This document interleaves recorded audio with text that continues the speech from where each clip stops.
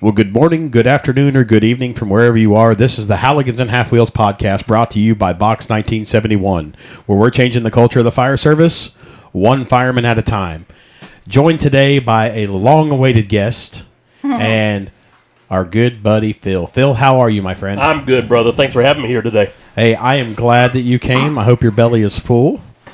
You had some eggs and some coffee? I feel like I'm pregnant. I'm full is what I'm trying to say. Yes. Well, we won't get into politics. I promise you that. That is a conversation for the tailboard. Absolutely. Absolutely. Everyone has this place in the fire service, or should I say her place, whatever the proper pronoun is. I don't know. I don't know. There's so much that it just you can't put a finger on everything. You know? Sure. It's one of those deals. But our guest comes to us by way from Denton, Texas, all over the world. She's probably filled up 3 or 4 passports. A very good friend of mine, former roommate, Tammy Terrell. Hello, hello. Tammy, you have your own podcast, correct? I do. Texas Desert Rose. Texas Desert Rose. What do you talk about on that podcast? Well, I think it started out as like mental health stuff, but it's quickly kind of morphed into interviewing different cultures. We cover everything from being gay in the Middle East all the way to, getting the experience of someone who has a wife and a girlfriend. I mean, Wow. We cover it all. Social information. I just think it's good to kind of hear the other side of people's lives, and then if you want to judge it, but at least know kind of what it's like for them. So Sure. A lot of people might ask, why does Tammy, Texas Desert Rose, have her podcast that deals with mental health? It's noteworthy that you're a licensed counselor. I am. And you travel throughout the United States working with militaries and families, correct? Both CONUS and OCONUS, stateside and all over the world. I am blessed to get to work with active duty, all branches, and their families, mainly children. I love working with kiddos as a therapist, but then that allows me to see the world and to do this podcast. Like the way I see it, I get to have a glimpse of how other places work. And you want to open your mind, you go see how the other places do it. Yeah, so your rotation, you're on vacation for a month. You're here in North Carolina. In North Carolina. I like it. You're liking it? Mm. Yeah, it's a really great place. It's good to hear that southern accent again. Mine's coming back. And so you're born and raised in Denton. I am. Denton, Texas, for those that don't know, where the 35 E and W come together. Top of the Golden Triangle, Dallas, Fort Worth, Denton. And now you're here in the Research Triangle. So, yes. Oddly enough. And you went to school at University of North Texas? I did. Go Mean Green. Mean Green. Yep. Yes. Not a lot of people know what that means. Mean Green? Yeah. The football player? Yeah, they don't. A lot of people don't know. Mean Joe Green. Yeah, it's crazy, isn't it? He still has records set that haven't been touched. Pittsburgh Steelers, right? Yeah. I think so. He was playing when I was a kid. Yeah, I remember the name. Now, you did commercials, too, when I was a kid. Yeah, he did walking up the tunnel. Yep. And Coke commercial. Yeah. Coca-Cola, Oh, yep. yeah. They have that all over the place in Denton at every restaurant. So, Tammy, tell us, obviously you're not a fireman or fire lady. That is not obvious. I could be a fireman. Well, with that red hair, you could be. Angry Ginger. Yeah, Angry Ginger. That's where you just sang at. You're a karaoke aficionado. I sing in a band overseas, and the only way I'm going to get that singing in here stateside is to go hang out with the people and karaoke. So it's that's an kind interesting of experience. That's kind of where that's your outlet. It is. It's my therapy for sure. That's good. I've always wondered, when you get a massage therapist, where do they get their massage therapy? Where does the mental health professional get their? Well, I'm not against seeing a therapist, on the regular. I do the chiropractic, I get massages and all that, but singing is my joy. Like, you hand me a microphone, I don't care where I am and who I embarrass, I'll start singing. Who you embarrass? There's nothing wrong with that. If they're embarrassed, that sounds like a them problem, not a you problem. I concur, sir. Yeah. All right. So you've got a couple offices, one in Denton and one in Sanger. Sanger counseling offices, wonderful, devoted therapist. I think we've got about 9 or 10 now. And we service the Veterans Court there, mental health court there. Wow. In private practice, of course, like insurance and all of that. And it just feels good to me. My biggest thrill, other than singing, is build it and they will come and do the greater good, help people out, and then go and find something going on elsewhere. So you've raised a couple kids. You've got Tanner and Hunter. Yeah. Hunter's my daughter. She's about to be 27.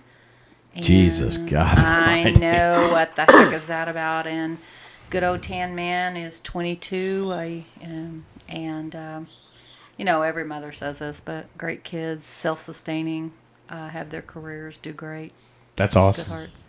Well, you've raised 2 productive adults. Yeah, they give to the GMP. Yeah. Nothing wrong with that at all. So tell us about your story from Denton to kind of Oof. let's talk about that. I think that your story parallels a lot of those that are involved with what we do. Would love to hear your journey to where you are now, because as your friend, it's amazing to see how successful you are, and success is. Thank you for that. Yeah, I mean, success is defined. Like I look at Phil. He speaks to. He could speak to doctors, right? Like he knows medicine and he knows firefighting. Wow, Phil. And Be careful. he's toying. I mean, Phil's he's not a spring chicken, and he's toying with the idea of going back to RN school. Way to go. I've thought about it. Thank you for the kind words, Jeremy. He does this to me.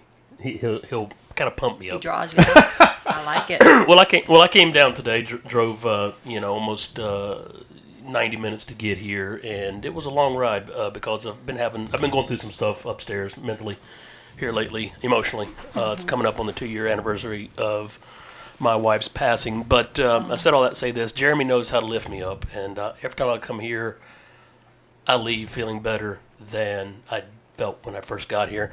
Yes. So I appreciate the kind words, Jeremy. But yes, I'm eventually going to go back to school. I'm not sure yet. Tammy, I would be remiss before you tell your story.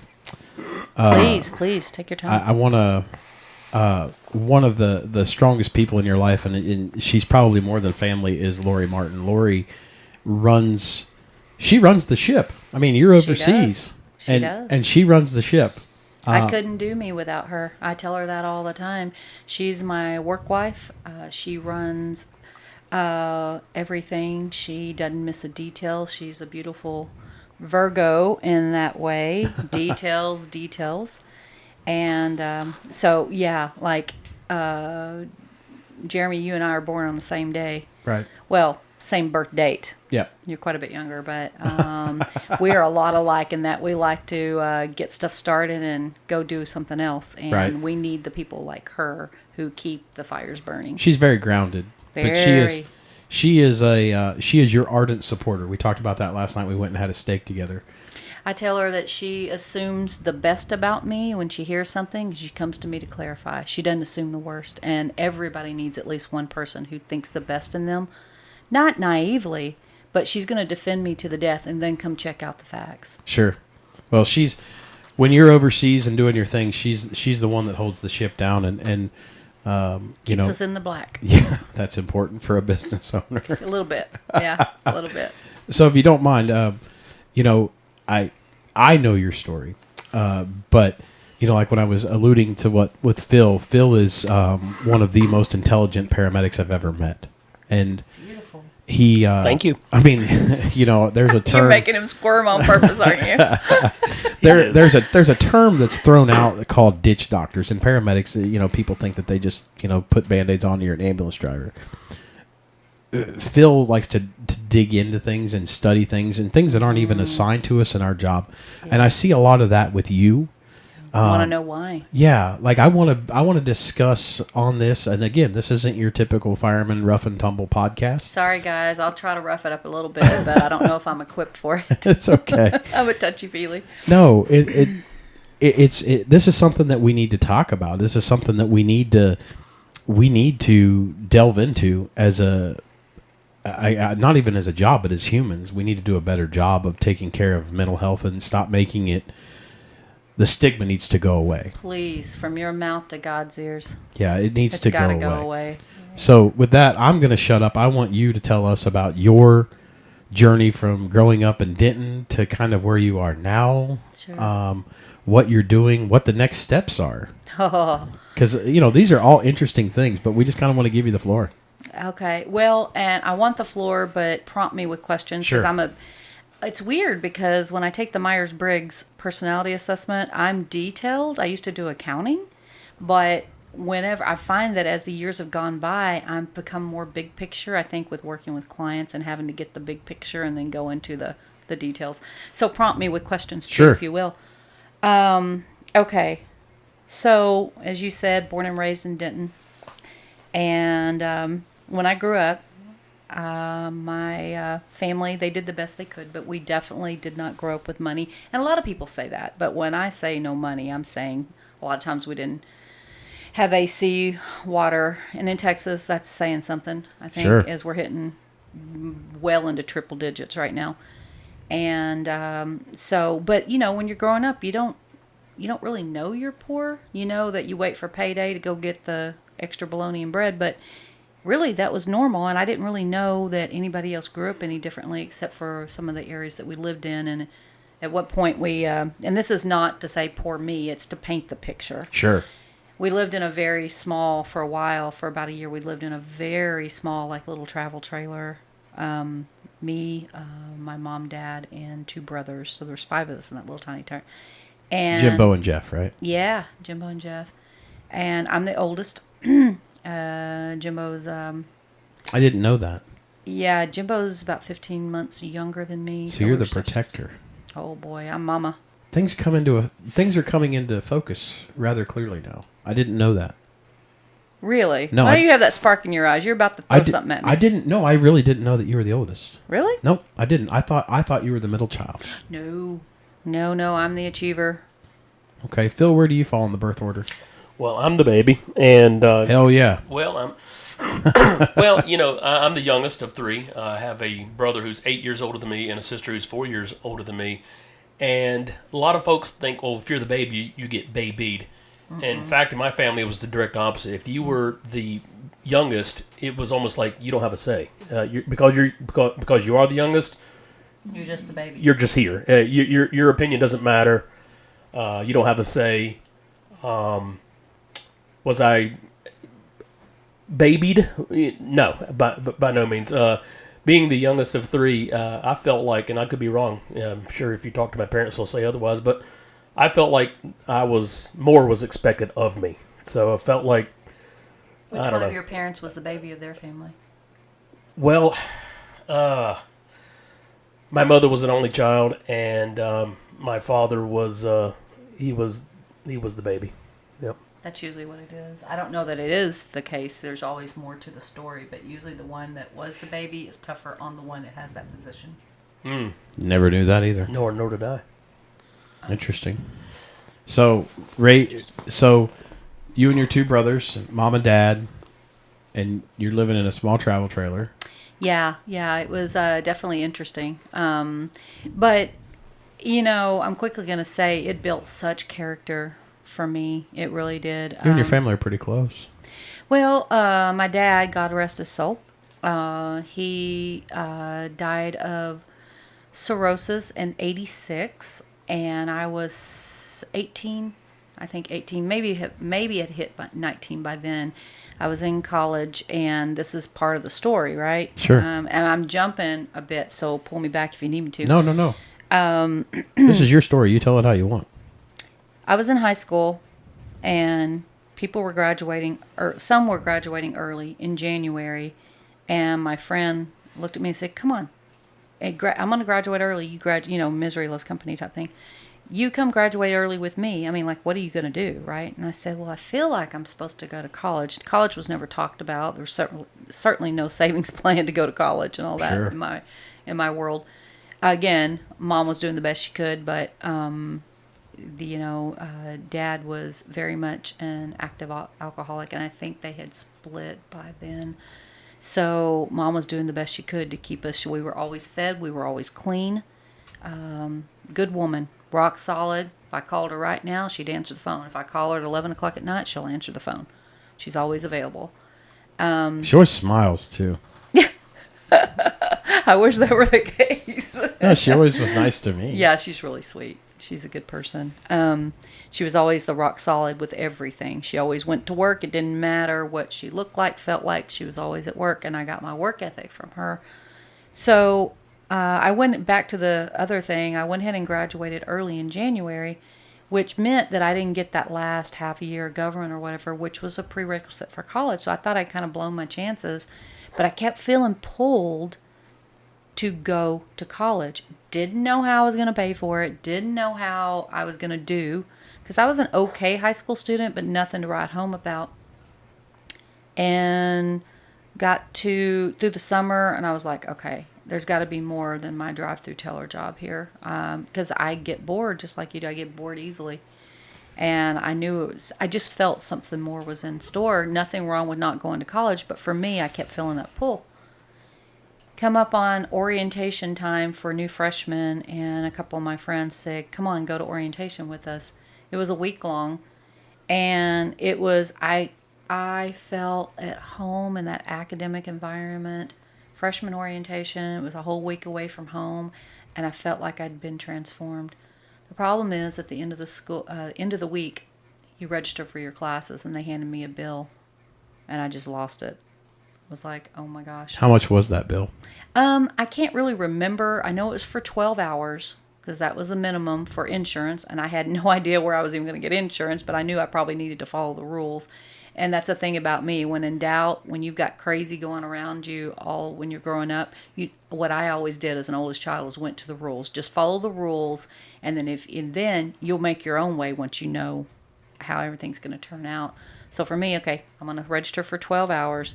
I want to say it was probably like $600 or $700 at the time, but that might as well have been $6,000 or $7,000. Sure. Yeah, for somebody that didn't have a whole lot. Yeah, that's a lot of money. Phil, did you pay your way through college? Well, yes and no. I was blessed to have, how can I say this? Very loving parents, and I did take out a college loan, and they took out a loan, so they paid a portion of mine. But I have 2 associate's degrees. I'm not bragging by saying that. I'm just saying that I have two associate's degrees. I don't yet have a bachelor's degree. When I was working for the New York City Fire Department, I had 9 classes left, and I would have had my Bachelor of Science. But I never finished, and I was just sitting here thinking about what she was just talking about, the bills. And that's the reason why I never finished. I ran out of money. I couldn't afford to finish my degree because of money. Well, it's not cheap, especially now. And not wanting to be in debt. Because you could have kept going, but you didn't want to be in debt. And I was living in New York City, and the high New York City cost of living. So it's like, do I want to eat this week or do I want to pay for this class? Sure. Right. Well, ramen's $2.18, Yeah. for a pack of 6. Yep. That's right. So you made your struggle got through college? Well, there's a big piece. Okay. They handed me the bill, and I said, oh my gosh, who the heck? You know that imposter syndrome, which I've done a podcast recording on too. We made Curtis, not to interrupt you, sorry. We made Curtis, one of our new guys, write a paper on the imposter syndrome, which led into a ton of conversations. It is. Everybody relates to it. Yeah, it's really amazing. I'm sorry. Anyways. Not at all. I was like, I'm talking those dark thoughts. Oh my gosh, here's my friends around me. They're writing checks out of daddy's account. And I didn't have that. And I'm like, what in the world do I think I'm doing? I don't belong here. I called my then boyfriend, eventually would be my husband, and said, what am I going to do? And I'm not one to ask for help. So that was a big thing. That's very true. He said, he goes, here, let me take you to Dad. Dad was he was VP over a lot of the departments at the college, university. And he led me down to financial aid and introduced me to the idea of the Pell Grant. Thank goodness. I did have a small student loan. I said, well, I'm going to have to figure something else out because I'm debt averse. Yes, you are. Averse. I knew it would make me quit. Well, lo and behold, it's a blessing, but it's not. That was in the fall of 85. Was it September of 86 is when my dad died, and he got the posthumous 100% disability, which paid for the rest of my college. And that was a blessing. Not his death, but the blessing came along. And we literally found out after he died. Wow. He got the, and at that time it's called Chapter 35 benefits. A lot of you probably know what it is, where it allows dependents to go to college up to the age of 23. I didn't even know that sitting here today. Yeah, they no longer have it. I felt very blessed, and what it did is provided me $310 a month to pay for a little apartment, and Pell Grant, I was eligible, and I got through school. I got my bachelor's in business. Okay. And then what made you, business degree, Yeah. what made you decide to go into the mental health profession? Well, I kept feeling pulled that direction, like I wanted to go into social work or something like that, and I went and did some testing at the university, and they said, well, listen, you tend to feel things very deeply and take it on, so you might consider staying in business, which is why I got the BBA, and volunteer. And luckily, I didn't listen to that. When I graduated, I went and did a few, accounting jobs, and it just was not fulfilling to me. And I said, you know what, I'm going back. And so I was out about a year and a half, went back to get my master's. And the moment I stepped in those classes, I felt overjoyed, like I was home. And so, yeah, that led to the master's in counseling, had a specialty in play therapy. What is play therapy? Well, unlike probably what you do, it's where you... Because I'm thinking like you're sitting down. I'm thinking something like ball gags and leather here. I'm a pervert, so I'm thinking something sexual. I do want to acknowledge that Latex can be goods. very therapeutic. That can be very therapeutic, yes. But a little bit different, just a little bit different. It's where you see 3, 4, 5, 6, 7-year-olds, and there's this magical process that I won't bore you guys with the details, but it's really fascinating. You can put therapeutic toys in a room. When I say therapy, it's therapy toys that gets kids to feel, not think. So there's no puzzles and things like that. It is stuff, and the child will go exactly where they need to go to work out what they need to work out and work out their trauma. Okay. Will you forgive me for being perverted? Not at all. I've got questions, but let's get yours. You were first. Go ahead. I think I prefer your questions, Phil. I don't have any questions. But Darn it. I got a dirty mind. I'm sorry. That is not dirty. That's fact. That's therapeutic. It's very cathartic. Yes. Yes, it is. No, my question is this. So what is a therapy toy? Like, Well- are we talking like Matchboxes and Legos or... Could be. Legos are too intellectual from my training, but like you have a huge sandbox, which I used rice because it's easier to clean up. And beside the point, but I used to have a kiddo I saw all the time, and even at 18 years old, he'd come in and sit in the rice box and just sit there and just, while he goes, I want to go to the play therapy room. I don't want the adult room. And it's just great. But there's a lot of, figurines and things like that, sand tray, all of that, where the child will go directly to their trauma, and what they do, they play it out. So play is a lot of work for them. That's their therapy. And I tell you, I've seen kids that were enuretic, basically peed and didn't have control of it because of the trauma they've been through, and see them 6 to 12 times, and that takes care of itself. Like, that is their therapy. It's very powerful. I Really? don't do play therapy anymore because it wasn't because of the kids. It's usually the 2 people that bring them, because it would inevitably lead back to therapy with them, and a lot of them, kudos to those that would do the hard work, but a lot of them didn't want to be focused Well, on it. as a paramedic, I'm working as a paramedic in one of the largest hospitals in Charlotte, North Carolina now, working the ER. And I've always believed, and feel free to disagree with me, but I've always believed that when you treat a patient, you have to treat the family as well. Absolutely. And Jeremy's working in EMS now, so he knows what I'm talking about. You can't just go in there and lay hands on the patient. You have to take into consideration his or her environment and the family members as well. But I can imagine what you're saying is, and please forgive me if I'm reading too far into it or misunderstanding Not what at you're about all. to say. What I think you're saying is that sometimes you have baggage, meaning I can do so much to treat this patient, and yes, I may actually cure this patient, but there's still this other baggage that I can't do anything about. Yes. For example, you can't change the child's home life, living arrangements. You cannot change his parents and such. There's only so much you can do with a therapy. And I can imagine you had a lot of fun being a therapist, treating your clients, treating your patients. Is it clients or patients? For counselors, it's clients. Clients. But you enjoyed treating your clients. But, oh, my goodness, I can imagine you wanted to pull your hair out numerous times with their siblings, their parents, their loved ones. Yes. Yes, there's so many that work so hard, and I don't want to take away from them. And the truth is, even the ones that didn't want to participate, it's hard work. The reason why not everybody's in therapy is because it's truly one of the hardest things I've ever done, which is what led me to want to be a therapist, is that I went and did my own family of origin trauma work for 5 years in therapy, and I wanted to help others feel the way I felt whenever I would go. And my life is, there's no way I'd be doing what I'm doing if I hadn't gone to therapy to begin with. Awesome.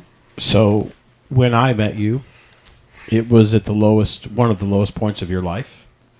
You had just coming out of a messy divorce, and you had just opened up your first practice. And you went from a very low point to a very middle of the mountain point. And then I would say you have reached a very nice plateau. Pinnacle, yeah. But a pinnacle, you always think that the peak is going to come down. This wave for you has been riding for 12 years. Now, this is why when I'm going to wax spiritual here, guys, you'll have to forgive me, but I'll tell you what, and I don't mean religious, I mean spiritual. I absolutely have angels carrying me. I feel blessed in so many ways. I mean, I can guarantee you that little girl in the mobile home never thought she'd be traveling the world and getting to make a difference in people's lives. I mean, like, how much better does that get? You just came from South Korea for a year. Before that, you were in Bahrain. Before that, Bahrain, Middle East, and I've worked in Germany, Okinawa, visited numerous places. And Naples, Italy. Can't forget about Naples. I was there for a year. So it's been amazing. Of those, I know you're going to ask me this, of those, my most comfortable, like, second home place is Bahrain, Middle East. And that's very interesting for a girl that was raised in Denton County, Surprised County, Texas. the hell out of me, too. That's a world away. And I remember we would messenger video call, and you would show me the canal outside of your. I call it a condo. That's not an apartment. That's a condominium. Oh, it was. It's beautiful. 4 bedrooms. I mean, like, ridiculous. That area, they don't have homes, they have kingdoms. I mean, and everybody, they tell you when you get there, this is not reality. So remember, you're going to go back to the real world eventually. Right, eventually. But your ride is you're having fun, and your next assignment is going to be where? Back in Bahrain. Yeah. So your band is waiting, and you're ready to ride. Yeah, I'm happy. It's hotter in Hades there, but I don't know that it's much hotter than Texas right now. It was 115 the other day when I was there. Ridiculous. Holy cow. It was hotter than the 8th pit of hell. I mean, it was hot. But, at some point, y'all are going to laugh at this, but at some point, hot's just hot. True. And I'd rather be hot and be where I'm comfortable, And these other places I've gone, I've loved them too. But I've figured out the formula for me is being a place where I can interact with the locals. I want to be able to interact with the culture. And English is the first language there. So there's no struggle with language. Literally, it's 70% expat. So What does that mean for those of us that aren't military? expat, well, I don't know that's a military term. It's an overseas term. Expat's expatriate. And if you're not from a country, you're an expat. Okay. And so it sounds negative, but it's not. So that means I can go sing, and there is there's Thailand, there's you name it, just you name it. There's that culture. There's all these cultures, and it's like a smattering. And that's important to me. I want to learn from people. Sure. You know, You like to delve into other cultures, and love it. you should have seen it last night, Phil. She walked in the house. Our farmhouse is built in 1874, and she walks in and she says, "Do I need to take my shoes off?" And I'm like, "No." And you know, there's so many things that America does not necessarily do, but the rest of the world does. And literally every country, they take their shoes off. It's unheard of, especially in sandy countries. Sure. Makes sense. For obvious reasons. But I'm not saying we should do that. I'm saying it's just automatic habit. Well, you should have seen the house shoes she brought out. They were fuzzy Birkenstocks. Oh, good Lord. Before you have to see these. Well, I was about to say, there's a certain friend of ours who was on a podcast not too long ago would have really enjoyed that. Oh, Jesus. Oh, Butters. Top of the morning to you, Butters, wherever you're at, brother. Hello, Butters. God, I love that guy. I got those house shoes from TJ Maxx, sir. Wait until you see them. You're going to think Birkenstock, I promise. Yeah, you're right. They're supposed to be, actually. Yeah. See? I'm not. It's that style. Yeah. Oh, by the way, Phil, she does not like it when I call you the midget. I don't like when you call anybody that. Home skillet. Is it not the truth? It is what it is. It's a derogatory term, sir. Listen, he wanted me to get a T-shirt made. Do you remember what you wanted me to put on the T-shirt? No, refresh my memory, But please. when you wanted to say, "But do you have a midget?" Yes, I did. Because he used to say that to me all the time. But do they have a midget? So, Okay. what are your kids doing? Did they go down the same path that you went? Sorta. No. Okay. Tanner, he runs his dad's company in construction, and he's kind of like I don't know what you call him. He runs everything. He's the boss. He's the boss. Dad is retiring soon, down in Mexico, and my daughter is the closest to my line of work. She's a medical massage therapist, and she's going to be going to school. I think she wants to go toward DO. She has an office set up in my Denton office, and I've always envisioned having one-stop shopping where you come for counseling and you can be referred over to massage and chiropractic, and my chiropractor's next door, so I like the one-stop shopping. Right. EMDR, Reiki, you name it. We've got 4 languages that are spoken in the office with therapists. Really? I love that. Yeah, no one turned away. I love it. I'm doing good to speak Adult English. beverages and pedicures also. I've tried to push that. Lori says no. She's the boss. Lori is, Phil, if you understood Lori, she rules with an iron fist. She does. She does. She I have rules to with follow an- the rules yeah, when I come in. Yeah, she's She's going to kick my butt "Ah, when she hears to, this. To hell with her. I don't care. I'll call her and tell her when we're done. Hello, you heard it here. Yeah, I will. I don't care. She's good people. He's though. he's in North Carolina. That's why he doesn't care. Yeah, if I was in Texas a few weeks ago and I didn't go to Denton, I love a strong woman. I really do. Oh, she's absolutely one of She's the a beast. strongest individuals. I mean, her stories. But she doesn't have a need to prove it. No, she doesn't really even talk about it. She's pretty very humble. gentle. Humble. Yes. But she's got she's got power. She's got dark eyes. Like you look into her eyes, you're like, fuck that. I ain't doing it. Yeah. So the next assignment that you're going to do is going to be in Bahrain. Is that how you say it? Is that correct? Bahrain. Yeah, I can't do that. You have to do a little bit of hard age, but not too hard, and they judge you accordingly. Okay. Well, you're going to go over there. Over there. I'm going to go over there. For the school year. I'm going to work at the elementary, middle, and high school as not school counselor. It's different. It's the sit down and tell me how you feel counselor. And I love it, love it, love it. So how do you get a lot of these kids today don't really process the same way. They don't. Feelings are kind of taught not to be talked about. How do you bust through that shell? Well, for the most part, even with military kids, they are so comfortable being around adults They are so incredibly savvy. There's something with Oconus kids out of the continental U.S.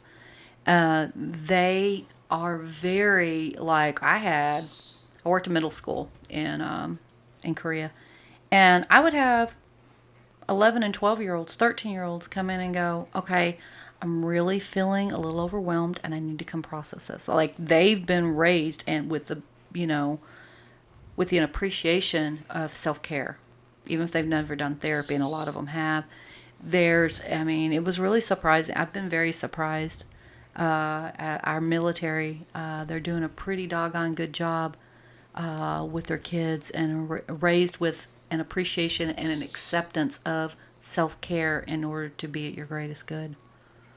That touchy? That was a lot of touchy-feely, wasn't it? It's interesting because these are the things that go on the backside that we as civilians don't see. Have no clue. We have absolutely no idea what is happening with our deployed and their supporting cast by their family. It's really amazing. I think overall, we can say a lot of negative, but overall the military is doing a really good job of trying to take the stigma away from mental health.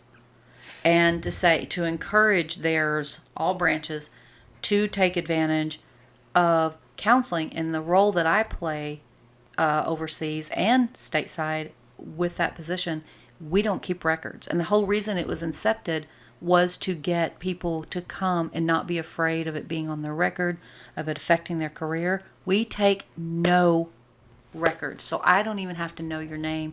Just come in and talk and tell me what's going on with you. Wow. And and it's really taken off since 2006. Yeah, that's not how things are with us. Not at all. Not at all. I think we're moving that direction, but it's not. We judge each other in a lot of cases. And, and for example, in Bahrain, in the Arabic culture, it's very private. And if you're seen going to a counselor or a therapist in any way, then you are considered to be crazy. And so I opened a practice there. I don't know if you knew that. I did not. I opened a practice there. You're international. You're like fucking... I love it. She's like Pitbull. Really? Are you going to buy a race team next? Really? That's messed up. Not if I have to own it. Mrs. Worldwide. Is that another weight comment, Jeremy? No. No, you don't know who Pitbull is? Good Lord. Worldwide. Yeah, worldwide. My 75-year-old mother loves Pitbull. I do too. I think what I'm it is... a big fan, actually. I can say this because I know she'll never listen to a podcast ever. I'll send her the link. I know for a fact she has a thing for Hispanic men, but she won't admit it. She won't tell you? I highly recommend them. Yeah. Oh, good Lord. So anyway, I opened the practice there, but the office had to be in a building with other stuff because they'll walk into a building with other businesses because nobody knows where they're going. Really? So they hold each other very accountable. That's interesting. Mm-hmm. It's a totally different culture. Well, very quiet, very understated, very incognito. So we were talking about, we went to supper and had that steak, and we were there a couple hours. We were talking about how the culture here is so loud and the culture overseas is quiet. Can you explain that dynamic? Like, I'd love to. Like lights and sirens that you would typically hear in your hometown as opposed to what we heard last night when they had a medical emergency while we were eating. Mm-hmm. Yeah, it's the stuff you don't realize. They say, I think Kurt Vonnegut said, I went overseas and came home without a country. Now, I'm not going to say I'm without a country, but what you do is you learn that the way we do things here is not the only way. In fact, things I've always taken for granted and never really noticed, well, you notice when you leave and come back. And the first thing I have to adapt to is the fast pace, the aggression, even understated aggression. Sure.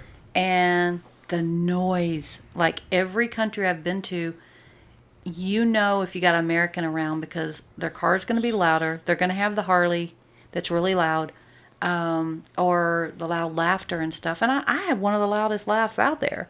But in Korea and, the Middle East and all that, it's definitely much more quiet. It's just like a given. For example, in Korea, we were on the train, me and a friend, and we were just simply talking. And an older Korean man came up and said, He couldn't speak English, but he's shh. Like it's like an unspoken rule that when you're on the train or whatever, you don't talk. It's like a church. Can you imagine being on the subway, Phil? And you're like, oh my gosh, you're dying. Oh my God. So I sent Phil a video. If it was ever quiet if it were ever quiet on a subway, No. I'm sure someone would stand up and say, "Hey, what the fuck is going on here? Will somebody make some fucking noise? Come on, this is New York City. What the fuck? Are you fucking, you stoned What's or your something? problem? Holy shit! I need some fucking noise over here." You know, that's New York City. But you're talking about culture and everything.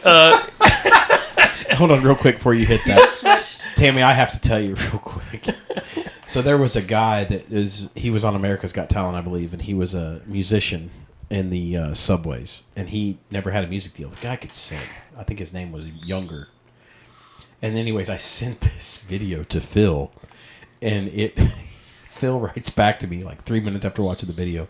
I can smell the piss in the subway watching this video. Hell yeah! Oh my God, I haven't lived in New York in 15 years, and there's certain things about that place I do miss, and I just love culture. Also, earlier you talked about play therapy, and you talked about cultural things. Within the culture of the fire service, as Jeremy implied before, going to see a counselor or admitting that I have a problem. I have an emotional problem. I have a spiritual problem. I have an anger issue. I have alcoholism, whatever. If you bring any of that up in the firehouse, I mean, you're considered a loser. I mean, and guys will label you and look down upon you. So there's definitely a stigma within the fire service culture that says that mental or any type of mental illness or emotional illness or whatever your issue is, there's definitely a stigma to that. And speaking of a cultural thing, you was talking about working in Korea, Italy, and Bahrain. Am I saying that correctly? Well done. Correct me if I'm wrong. Is that a Muslim country? It is actually Bahrain. I call it the Las Vegas of the Middle East because it is majority Muslim, but they honor, literally they decorate for Christmas. Oh, wow. Yeah, they celebrate the Americans there. They celebrate all the Jew, everything. Well, the reason why I asked is because, growing up, spent the majority of my life here in the South. Mm-hmm. Very, very religious family. Very, very right-wing family. Same. My mother, in particular, is the type person that says, well, if you've got emotional trauma, if you've got something in your life, PTSD, depression, stress, yada, yada, yada, therefore, it's a spiritual problem. And if you go see a counselor, you go see a psychiatrist, you're going to hell because you got the old devil in your spirit. So she means religious problem, yes, rather than spiritual problem. She believes that yes, that emotions and psychiatric elements, whether it be depression or schizophrenia, it's a religious issue with her. Have you ever encountered folks like that? I lived with them. You just need to get right with the Lord. Yes, it's definitely endemic in the South for sure. I have to give a shout out to Cookout. Have you ever been, Squirrel? Have you had Cookout? I have not. I know you have, Phil. We have had this. What you sucking on over there, Jeremy? Is this a sport? Is this a sponsor? No, it's not. They're not even a partner. They have the best milkshakes. This is a peanut butter banana milkshake. I knew that's what Jeremy. I knew that's what you were sucking on. It's freaking 10 something in the morning, and you're having a peanut butter milkshake. I got to be honest with you. It's 12:45. Yeah. Oh, well, that means we got started late. You're in trouble. We did get started, but that wasn't my fault. That was Phil's fault. Well, how do you get through that? How do you get through the... How can you do your job as a counselor when there may be religious barriers there? That's a good question. In fact, bring me back if I squirrel off too much. Sure. And forgive me if I just did by introducing this topic. No, I love it. I never get to talk about this. Nobody asks these questions, guys. I love it. Okay, so of course you're getting my 2-cent opinion with this, but when I first started didn't start my own. I first joined a practice that'll remain nameless, and their shingle was Christian counseling, right? And Christian in itself is not bad. I don't think it's a good idea, and it's definitely not on my shingle, if you want to welcome anybody through the door, because if you're not Christian or if you've got religious abuse, as many of us do, then you're not going to walk through this door. Sure. So it is definitely can be a barrier. There's nothing wrong with billing yourself as a Christian counselor if that's what you want to work with. And a lot of people say, hey, can you recommend to me a Christian counselor? But for me, I'm not anti-Christian. I identify as Christian, but I'm Same not. here. I'm not gonna block the door. I want everybody. I've got therapists who speak Arabic. They speak Tagalog. They speak definitely Spanish. I'm proud of that. I want everybody through the door. I want every belief. Small little story, if I can seg a little bit. Do your thing. When I was at that Christian counseling place, the owner, she would get them through.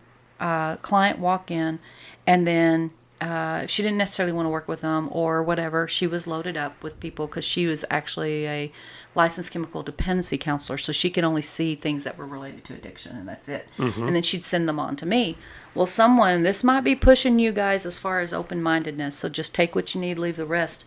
But a guy came in, and she sent him to me and he started detailing the fact that he was on top of the world making six figures, and all of a sudden he was diagnosed with an ailment, and I don't remember what it was, but I know it involved a lot of chronic pain to the point of being bedridden. And the one thing that he found joy in is that in the middle of the night, because he had shame about it, Christian upbringing, he would get up, and he was a cross-dresser. Okay, he would dress as a woman, made a beautiful woman too. He would bring pictures in. He came into that Christian shingle thinking that I would shame him back into being a good boy. Okay? Okay. And I just reflected back to him. This is out over a series of sessions. I ended up seeing him like 6 months. But I said, so what you're telling me is that you were on top of the world, great marriage, lost your job, lost your marriage, now you're bedridden, and the one thing that you find joy in is cross-dressing, and you want me to shame you out of it. I said, I'm sorry, but I'm not going to play that role. Well, what eventually happened, which was not my goal, is because he let go of the shame and he felt the acceptance, he brought in pictures for me to see him and all that stuff, because he was hurting no one. That's my big thing. And he was finding some little bit of joy in it in a massive chronically pain situation. And eventually, he eventually let that go, and he didn't do it anymore. Now, that was his thing, because it was the shame. There's a big saying, it's the shame that binds you. And that was what was binding him to the behavior. And I know that's some deep stuff there. Yeah, that is deep. Where does our shame come from? Is it society that decides where we should feel bad? What terms are acceptable? Words. Yep. Where does it?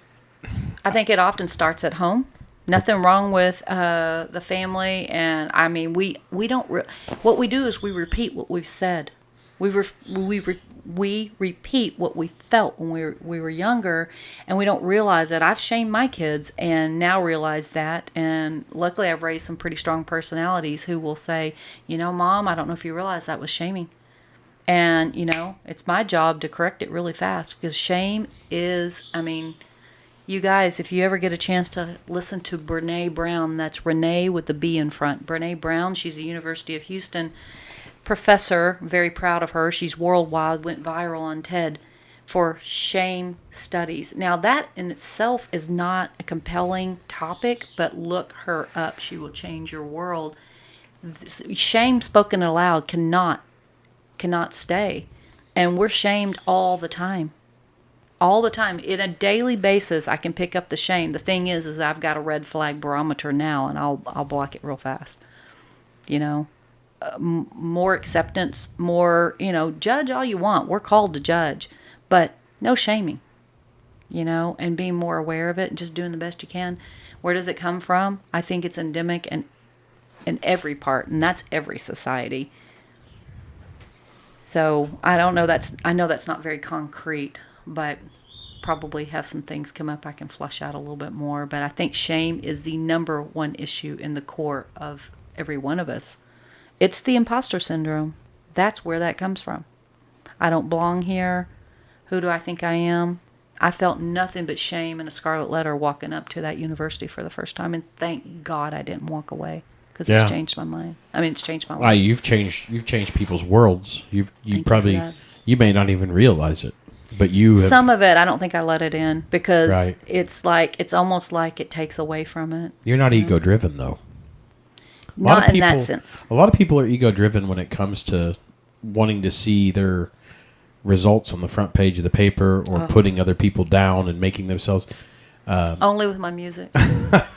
I can't remember who told me, and I believe and I love this quote, that you can't make your candle burn brighter by burning someone or putting someone else's out. That's absolutely right. But And- people don't realize they're doing that. It's not like Oh, really I think their there are people that intention. consciously are malicious. Truth. Yes, there are. I've seen it firsthand. It's disgusting. You And- definitely see it in military. Yeah, consciously disgusting. You brought up partners earlier, so I have to talk about a few partners real quick, Tammy. Okay. Fire Deck's providing us the best gear that we have worn. It's about 4 pounds lighter than anything else on the market. 4 pounds is a lot when you're wearing it a long time. And for what we're doing, climbing stairs, and Yes. most of us are overweight as it is. Crawling down hallways. Yeah, Oh, yeah. yeah. Jeez. The gear does not have PFAS in it, or PFOA, which is a long chain carbon atom that is a forever chemical that is a known carcinogen. Fire Deck stepped up and said, hey, we're not going to make our gear with that anymore, so we proudly wear our Tech Gen 71 and 51. Firehooks Unlimited, we cannot say enough good things about Captain Farrell. The trip to New York, New Jersey is coming soon to sit down with Captain Farrell to memorialize his career and talk about things. We are proud to be an authorized trainer and distributor for Firehooks Unlimited. And lastly, in this segment, we want to thank Toby Matthews from Maytex Hose. And he and Destin Kelton down in Dothan, Alabama, build some of the best hose that is on the market today. If you like the key hose, you will absolutely love Maytex. You're dying to say something, Oh, Phil. he's coming out of awesome. his skin. He's go ahead. Let's hear it. Lay it on me, Daddy. I'm grinning from ear to ear because a buddy of mine just recently bought some Matex hose. He got it in purple fire hose. They'll build it in any color you want. Yeah, I love that stuff because it's so colorful. Well, I mean, it's. I think they're in a bunch of big cities now. They're just taking things over. I mean, A real man carries pink. pink hose. Well, the problem is it wouldn't last long with where we drag hose through and things like that. Light colored hose, like white hose, doesn't stay white very long. Even if you wash it, pressure wash it, it doesn't stay white. It gets a dingy. This is definitely a first for a conversation on this for me. Yeah, washing your hose. Yeah. Yeah, we do have some great partners. They've taken good care of us. Yeah, Tammy. I mean, especially those three, and we're going to talk about some more later on. So, Tammy, how does one adjust from working with, and I hope I'm not putting you on the spot by You throwing put me on the spot. I love it. your business out, but I'm going to put you on the spot by throwing your business out. How does one go from an assignment working with adolescents to working with SEAL teams? Because you've done that. You've worked with both ends of the spectrum. So you've worked with kids that are family members of the deployed, and then you have worked with people that were just downrange and deployed. So how do you find that balance? Well, this is where I go back to my upbringing, the difficulty, which I haven't detailed a lot about. It created in me an ability to adapt. As they say, adapt and overcome. I adapt to my environment more so than I ever thought. So wherever, back in the day, they'd fly me all over the U.S. and I would go and work for a week in a purple camp. And a purple camp, purple is all the colors of the branches mixed together. And this is for children who lost a parent downrange. And so I would go there and work that camp. And then the next week I'd be sent out to work with drill sergeants and how not to beat their spouses up when they get home because they're exhausted. And what works in boot camp doesn't work at home, And I would just fly in, get a feel, adapt. I noticed I do that with the music too. When I'm performing, I go into a room, I can get a feel with the type of crowd, and I'll know what kind of music to sing. And I love that ability. And I know you guys do the same thing. All you guys out there, the trauma workers and stuff, you guys, that's exactly how you deal. You get up on site. You even get a thrill from it to adapt and cope. So that's how you do it is, wherever I am, I adapt to the environment. And to be honest with you, a lot of those adults are not that different from the kids. Well, I want to say something if you don't mind me interrupting. Please. It may come across as quite arrogant for me to say what I'm about to say, but after 9/11, I sought counseling, but I didn't get anything out of it. And part of the reason why I didn't get anything out of it is because of the whole shaming thing you talked about before. FDNY is a very shaming culture. You do something in Brooklyn, there's a guy in the Bronx the next morning knows all about it. Okay, they're a very shaming culture. They shame you into fitting into their culture, and when I got counseling after 9/11, I felt that the counselor was shaming also because I wasn't fitting into the culture and it wasn't telling him or her what he or she wanted to hear.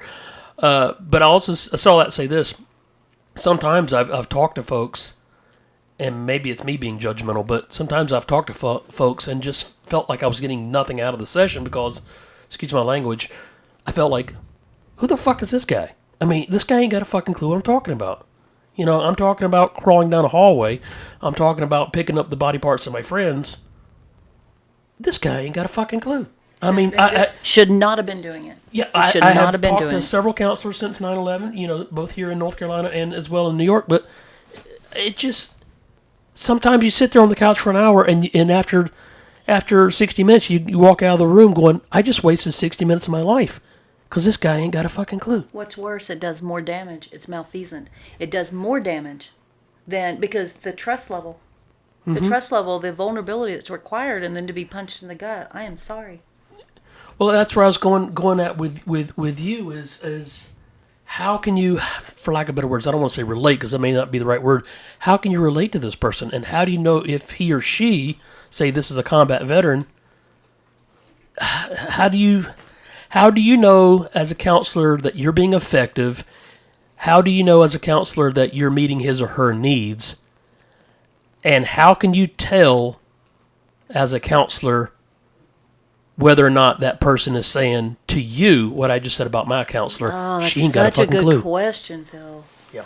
That's a powerful question. Thank you. I've never gotten that question before. I'm stoked right now. Oh my gosh.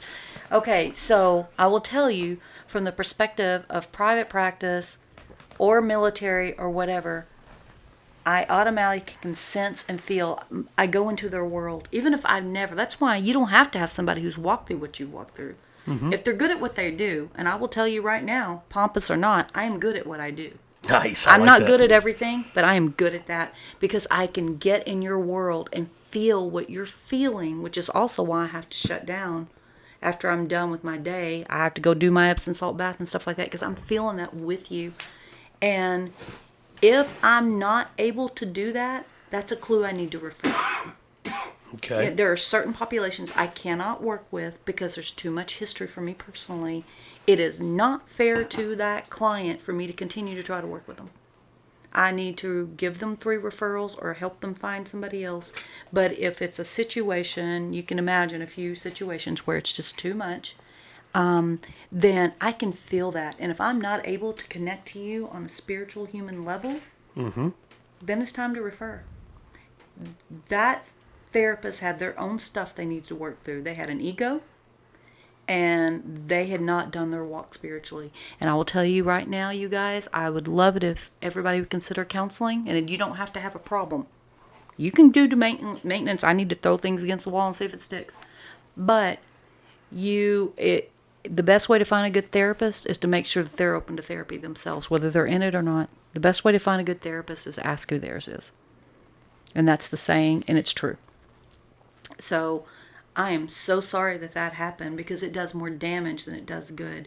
You guys, finding a good therapist, it's very important. If you don't feel comfortable, if you feel it anyway judged, even low key, get out. Find somebody else because it does too much damage.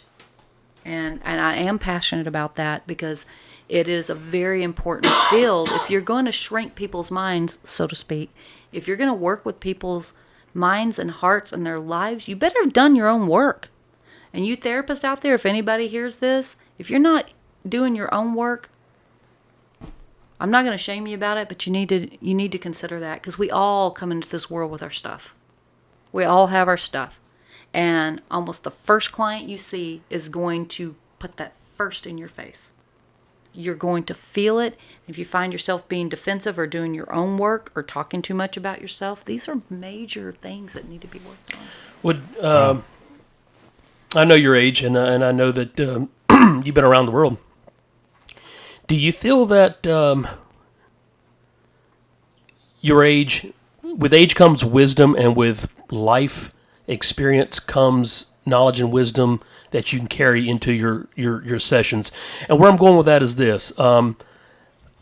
I'll be 48 in a few months. I would have a difficult time sitting down and talking to a 21-year-old about life. Sure. when he or she ain't got a freaking clue because they've not lived life themselves. Sure. When I was a paramedic on an ambulance last year, I worked with a young lady. She I believe she was 21.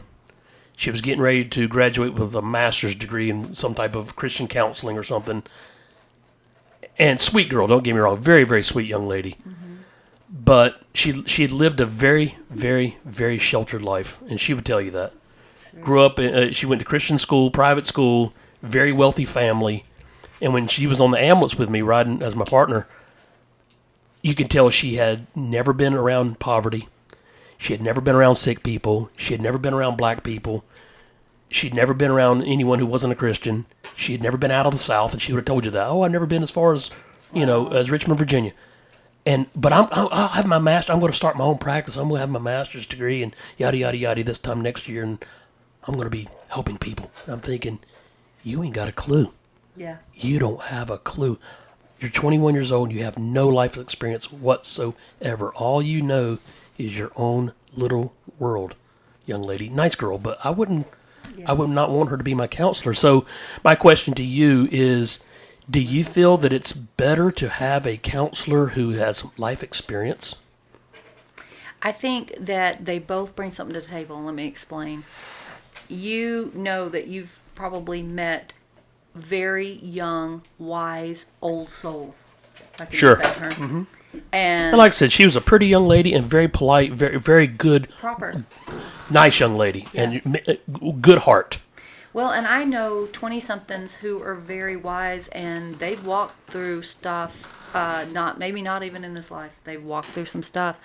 And a good therapist is going to be able to meet you where you are and help you to open up.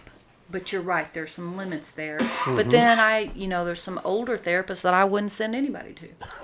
You know what I mean? Really? Like, they're so jaded. Yeah. And so you're right. It has to be a nice balance. There can be a spiritual connection between you and the therapist, regardless of age, but it's more likely, like you're saying, when they've lived some life and been through some stuff. Which, life's going to teach you. Sure. You live long enough, It's going to teach you. It's going to present some difficulties. One of our hardest things, Phil, is that our therapists are normally named Jim, Jack, Johnny, or Jose. Oh, I love those guys. Yeah. I do. Those are my favorite therapists. That's probably part of our problem. Yeah, I'm not homosexual, but I sleep with a man every night. Yeah, Jim, Jack. Oh yeah, Johnny or Jose. Johnny, Jose. I sleep with a man every night. Yeah, you've got scars from them.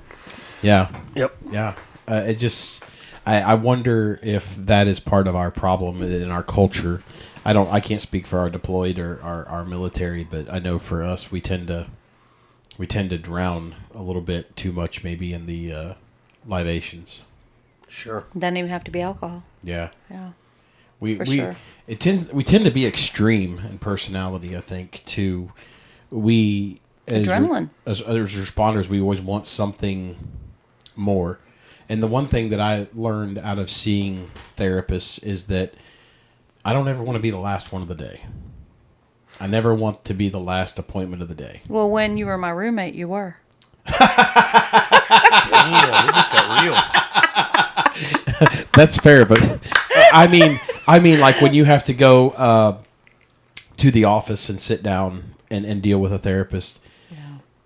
And I think it was on the movie The Departed when he was dating that woman. You have to go back and watch it. I remember it, but I took that with me when that movie came out. I remember sitting in the theater and was like, "Holy shit, that makes a whole lot of sense." I need to go see it. He says, "Why is the last patient of the day the hard?" Or she says, "Why is the last patient of the day the hardest?" And he looks at her and he says, "Because you're taxed, you're spent, you don't give a shit, you're overloaded." And so I've carried that with me ever since I watched that movie, and I love that movie, The Departed. But it's got to be tough.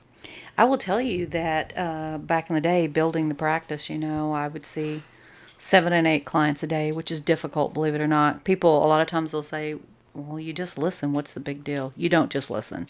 You process, you feel, you put yourself in their world, like I said. There's energy. Yes, but I started to learn the most exhausting was the client who couldn't and wouldn't own their stuff. It's called authenticity. And trying to live an authentic life, that means speaking your truth, owning stuff when you do things wrong. I mean, we all do. Right. But denial is exhausting. It's exhausting. And so I finally started learning, hey, the rule, and I teach my interns this, the rule is I'll meet you halfway, but I'm no longer going to save souls, meaning I'm not going to drag you into where I think you should be. That is new counselor mistake 101. You meet the client where they are. If they're not going to do their work, it's a trust relationship. Then, and when I say do their work, do the homework, come in, bring topics. It doesn't mean you have to know what to talk about. It is that sometimes you've got to meet me halfway. And if you don't, then I'm fighting you. It's too doggone exhausting energetically. Sure. Like I was telling you this morning, I said, hey, we got to lift the topics because I'm not going to have the energy to get through this podcast because it's energetically very powerful. It's very powerful. I have to filter and make sure, especially before a podcast or before going to perform, that I'm off the phone the hour before because I have to have the energy. And Sure. We're all the same way. You guys are the same way. You just may not read it the same way. Yeah, we're not really in touch with feelings. It's kind of one of those. You so are. You just don't realize it. Something I must admit, and it's I'm embarrassed to admit this. There's the male ego thing. Jeremy and I come from male-dominated professions, paramedics and firefighters. Which is a military system. It is, and I'll admit this. I'm embarrassed to admit it, but I'm going to admit it anyway. Is when I'm in another room with a man, even when I'm going to see the doctor. Mm-hmm. There's this, and I'm going to look at you. There's this me versus you, buddy. Who's the bigger man in the room thing? And it's unspoken. It's unspoken. It is. There's something in male culture where Yes. it's the. I mean, you go to the public park and tooting dogs. They're sniffing each other's buttholes. Men size each other up. I mean, I don't just care like if horses. yeah, Right. Men are constantly sizing each other up. It's whether it's me walking up to the countertop to order some French fries at McDonald's, or the banker, or sitting down talking to my doctor. There says, "Hey, my dick is bigger than yours," and who's the bigger man in the room thing? It's a man thing. So I said all that to say this. I've gone to counseling before, and I've felt that I did better with women. Yes. Yeah. Because you don't have to worry about that, and you may not even be aware. That's very emotionally aware for you to even say that. You don't realize that's the way it is. Like I can say, to my boyfriend, "Hey, you can go say that." Go say that to so-and-so. He'll go, you go say it because you'll get a better response. Whoa, Because he's very aware. You opened the door. What door? She opened the door. No, I didn't. No, there's no door. What There's no what did door. she There's say? no knob. There was one word in that sentence that I picked up on. Did you pick up on it, Phil? No. Boyfriend. Oh yes, I did. Is that a bad word? No, The way you make it sound, Lori was my girlfriend. No, Lori is not your girlfriend. Thank you. Did you ever, as a counselor, I don't want to say have confrontation, but did you ever have a client in which you felt there's a competition here between she and I? She and I we're bumping heads here. Yep. We're not connecting. Often, even Yep. with guys. Especially with guys. But, no, it was more likely with women. But the counseling rule 101 is if I feel it, bring it into the room. And that's a seasoned therapist versus a new one will notice it, and it'll come up later in supervision, and we talk about it. But instantly, I would feel it and go, okay, I'm feeling like we're combating what's going on here, and get their take. Because if you feel it, so do they. Oh, wow. And when you call it in a room, it's called spitting in the soup. It's done. Spitting in the soup. Yes, Adlerian term, Alfred Adler. It's really powerful. And, you do it with your friendships and connections, too. My good therapist, my good friends, it's authenticity. It's calling things in the room. It doesn't mean combating. It means talking about what's going on. And to me, there's nothing more exciting. Like this podcast, love it. This is amazing. I love talking about all this stuff. And well, Jeremy and I, on our last podcast that he and I did together, we got into talking about, briefly talked about being treated unfairly in the fire service due to intimidation. And what was that, Jeremy, was talking about? You said, I've said I'm 170 pounds, 5'7", and I've actually been told that I'm intimidating. I said, I don't understand how am I intimidating? I'm 5'7", and you know your stuff. Guys in the fire service are. I totally lost my train of thought where I was going with this, but intimidating. Jeremy and I have been through this. We've both been denied jobs. We've both had doors slammed in our face because there's that competitiveness in the fire service. Yes. Oh, this guy's gonna make me look bad, so let's just eliminate him from the get-go. Let's just get him out of here. Let's shoot the biggest horse in the stable first. Yeah. Have you, Jeremy? You want to chime in on this? Well, where I'm going with this is psychology. No, I'm with you. I know none of us are psychiatrists in this room, but we're talking about human behavior. We're talking about psychiatry. Right. The whole. I think it's a factor of people see their weaknesses and insecurities in other people's strengths. Mm-hmm. And when you have 4 specific letters on your resume that make you intimidating. Mm-hmm. People that are in places of power presently typically they have just the minimum. And just the minimum, to me, is just above unacceptable. Yeah. Meaning, you're a C student. That's the minimum. Our business is not, in the fire service, defined as the military, is not defined by ordinary people. And extraordinary people have flaws, and they have histories, they have pitfalls, they're not perfect. I take it to look at like a piece of glass. You hold the piece of glass up.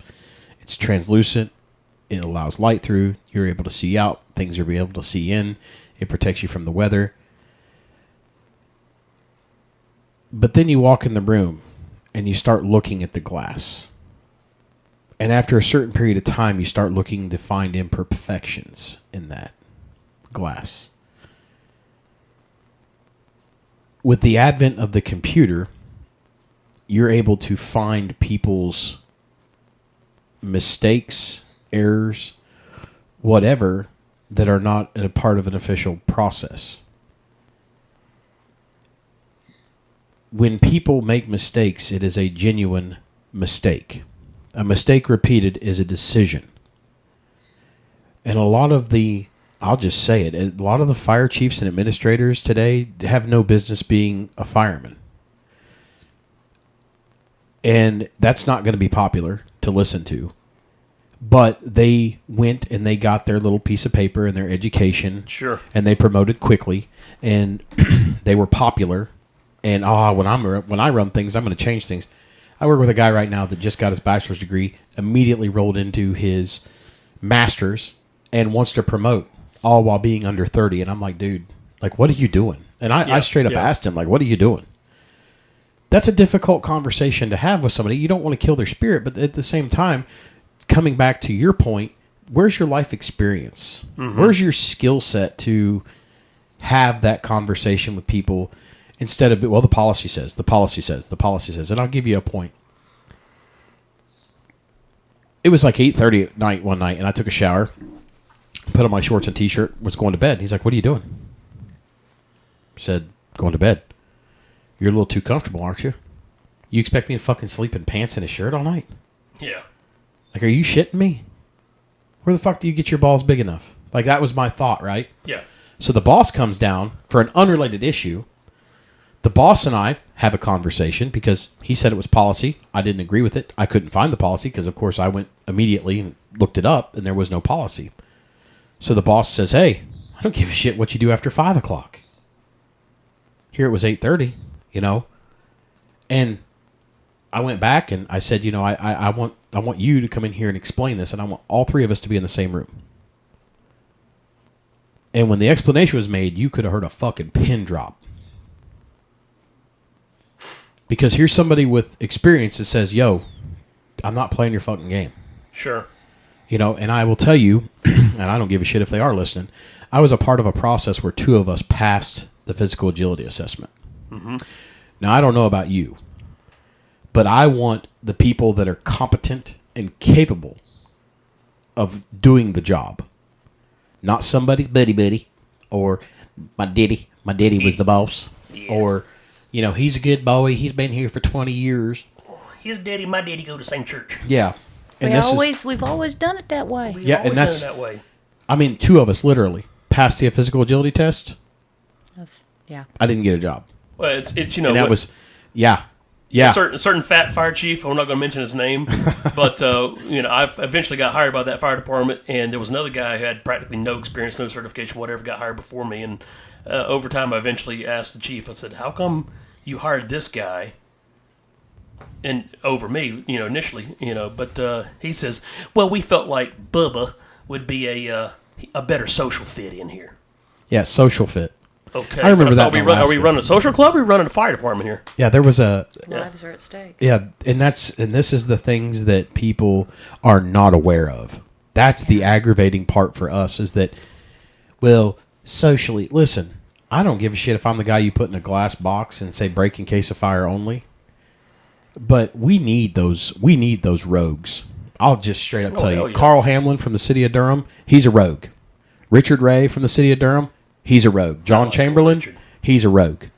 Big John. Those are the guys you want coming. I don't need the guy with 30 years of experience repeating his first year 30 times, maybe going to one or two fires, not wearing turnout gear, not training, meeting the bare minimum. And that is what we have right now. I met with the county commissioner yesterday in an impromptu meeting at an event, and he was like, what do we got to do? And I said, you got to blow it all up.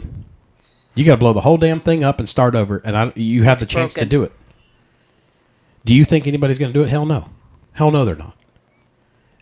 But again, when it comes back to what Tammy says, are you willing to do the work? There are people that are willing to do the work, but you have to get the fuck out of their way and let them do the work. That's right, because they're trying.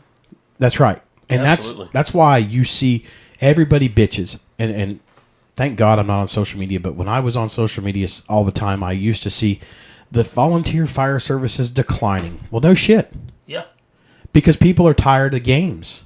People are tired of barbecues. I didn't sign up to be a barbecue guy. Exactly. I had a fire chief tell me one time, I was in an interview, I was looking to switch agencies when the county merged, and I said, is there barbecues? Is there this? Is there that? And he's like, no, we don't do that. And he said, but that was off-putting for me to ask him a question when they asked me in the interview, hey, do you have any questions of us? And I had like 6 or 7 questions. But I forgot that I wasn't dealing with professionals. I was dealing with people posing as professionals. Correct. Large difference. I've walked away from 2 fire chief jobs, and gladly I did. But it is amazing to me to sit and think how mental health, mental acumen collides with leadership. We don't think about it. We don't think about what we say and how we say it. Mm-hmm. We just blah. We puke it out, and then it's there. And I will tell you, my current boss, we had a double fatality wreck. pulls us to the back of the rig, and debriefs us right there. Yep. Like, quietly. Not like, is everybody good? And it comes to me, and I said, yeah, I'm good. I'm going to go home and go to bed. Exactly. You know? And Tammy says, well, that's going to, you know, that trauma's going to stack up on you. That shit backs up, dude. Well, I get on my mower and I mow grass. It doesn't bother me. I mean, it just doesn't. I mean, well, Tammy, I'm going to throw something out there, and please forgive me for having interrupted you, you're not interrupting me at all. What bothers me, stress in the fire service, yes, I'm a 9/11 survivor. Yes, I've seen some horrors. It's not seeing the dead and the dying. Oh, I ran a bad call last night, saw some kid get killed. That does not bother me, Tammy. My stress and my ballet with a bottle every night. Ooh, I like that term. You like that? It's a good one. Is not seeing dead people, blood, guts, gore. It's the stress of the shaming, Yes. the bullying. That's the Not shit being that's honored the for shit what that you bothers do. me. Not being honored for what you do. Don't want to be honored. It's a matter of I don't Low-key want to be honor. bullied. I don't just don't want to come into work Don't and knock you down. it's a matter of I'm a person. I'm not a piece of shit. I shouldn't have to come in this firehouse or this EMS base or this hospital and be treated like a piece of shit. And bullied, intimidated, shamed. And there's a lot of that. Jeremy, you want to get in on this? There's a lot of that in the fire service. It's the stress of the bullying, the shaming, the belittling. Like, you can go on right now. One-upmanship. You can One-upmanship. And I even see it in the hospital. At the hospital where I work, everyone has a badge, and everyone has his or her credentials. RN, RN BSN, RN MSN, registered nurse level 5, critical care. Everyone's got all about their fucking titles. Yes. And the ego and the fucking attitude around there it's horrendous. It's through the roof. It's like, oh my gosh, my shift ends at 11 o'clock at night. Come at 11:01, I finally go, whew, God, I can get the fuck out of here. Get away from these people. It's not. It's never, ever the patients. You would think it's the public and the patient's family, or the stress of medicine, the decision making of medicine. No, or seeing people dying, the blood, the guts. It's never the medicine that stresses me out at the hospital. It's our own fucking people. Like Well, also, you're attitude. very emotionally savvy, so you feel that stuff. Oh yeah, You can cut it with a knife. Well, I think one thing, and I wanted to ask you about this, and I'm going to come back to it about the internet with what you do, is that with all these social media platforms, you got the old TikTok, you got Twitter, Facebook, Instagram. What other ones are there? I don't know. There's more, but everybody wants to post pictures of being at a fire, at an event or a parade or whatever. And there are people that make money off of people's posts. They take their post and they put it up and they shame them, or, my question to anybody listening to this is, where's the brotherhood in that? Where is the honor in that? That's the question that I have. Secondly, to the parties that are posting all that shit, when was the last time? I mean, like, there's a guy on TikTok that I really like. His name's Kevin Kennedy. He's a lawyer out of Tennessee, but he's got rings on every finger, and he's it's his shtick, right? Yep. And his saying is, Kev's got you covered. I like it, because he it's funny, it's lighthearted, but it's informational. Sure. But I don't see him getting up and saying, hey, I'm a lawyer, hey, I'm a lawyer, hey, I did this, hey, I did that, hey, I did this, hey, I did that. And I'll tell you one better. Saw a post on Facebook the other day. Somebody's had their Facebook open and there was a picture there. And it said, delivered my first baby. ... Mama did all the work. The baby was delivered before they were on scene. Now, why in the world would you post that? Yeah. Why does your ego need to be stroked that much? Mm-hmm. I don't see quiet people doing things. There are people that are very quiet, that are making a difference in people's lives. Why do you need recognition? Yep. Why do you need that little bit of, an anonymous button clicking like or love or comment here, or I don't know what you do on Instagram, but why? Why are we so driven? Affirmation. Yeah. Why? Well, I will tell you this. We don't come out of the womb that way. We come into this world and we figure out real fast what we got to do in order to count. And we all want to count in some way. That's very true. I mean, so I don't think to give a little bit of benefit to these people, some are just egotistical. They don't feel very comfortable in their skin. Others are just trying to survive. Like in that environment, everybody there then everybody feels it too. You know, I think it sucks that they have to. Well, here's something that's really funny. You're going to get a kick out of this one. You can't walk up to a doctor and, hey, doc, how you doing today? What? Oh my God, you can't talk to me. I'm a doctor. I'm better than you. Yada yada yada. Arrogant, pompous. You know how the doctors are. Some. But here's one thing I've noticed a lot in my ER is you could be standing there talking to the janitor, or talking to a nurse, or talking to somebody, and you look over your shoulder and that doctor's looking. I said, okay, I see what it is. Yeah. You want to be a part of this conversation. Yes. You want to feel a sense of belonging to us. But remember, doctor, you can't, because you're the one who put up this barrier that I'm better than you because I'm a doctor. Yes. Right. Yeah, but It's you can middle tell school that and high school he or all she over again. is. There's one particular female doctor in the ER where I work, sweet lady, but she's one I regularly see looking like this. She'll look around the corner. She's listening to your conversation. She wants to be a part of it, but she can't.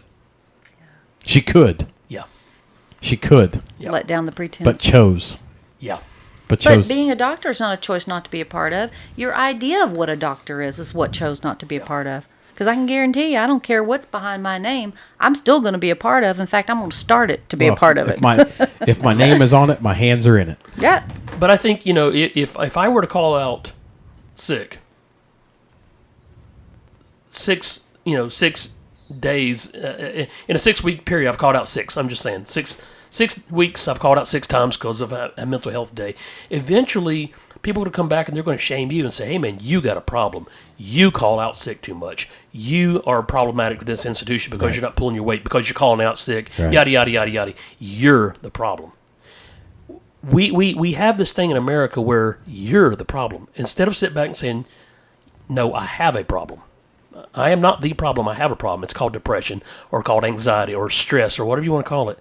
Instead of labeling me as problematic because I called out six days this month due to stress, why don't you find out what where the stress is coming from and fix that problem? Fix that person who's bullying me, or fix this environment in this firehouse or this hospital or this EMS base or in this factory where I work. Why don't you find out where the stress is coming from and why don't you fix that problem instead of labeling me? Sure. Yeah. Well, and we don't do a good job of that. Like we say we do. Oh yeah, we're taking care of our own.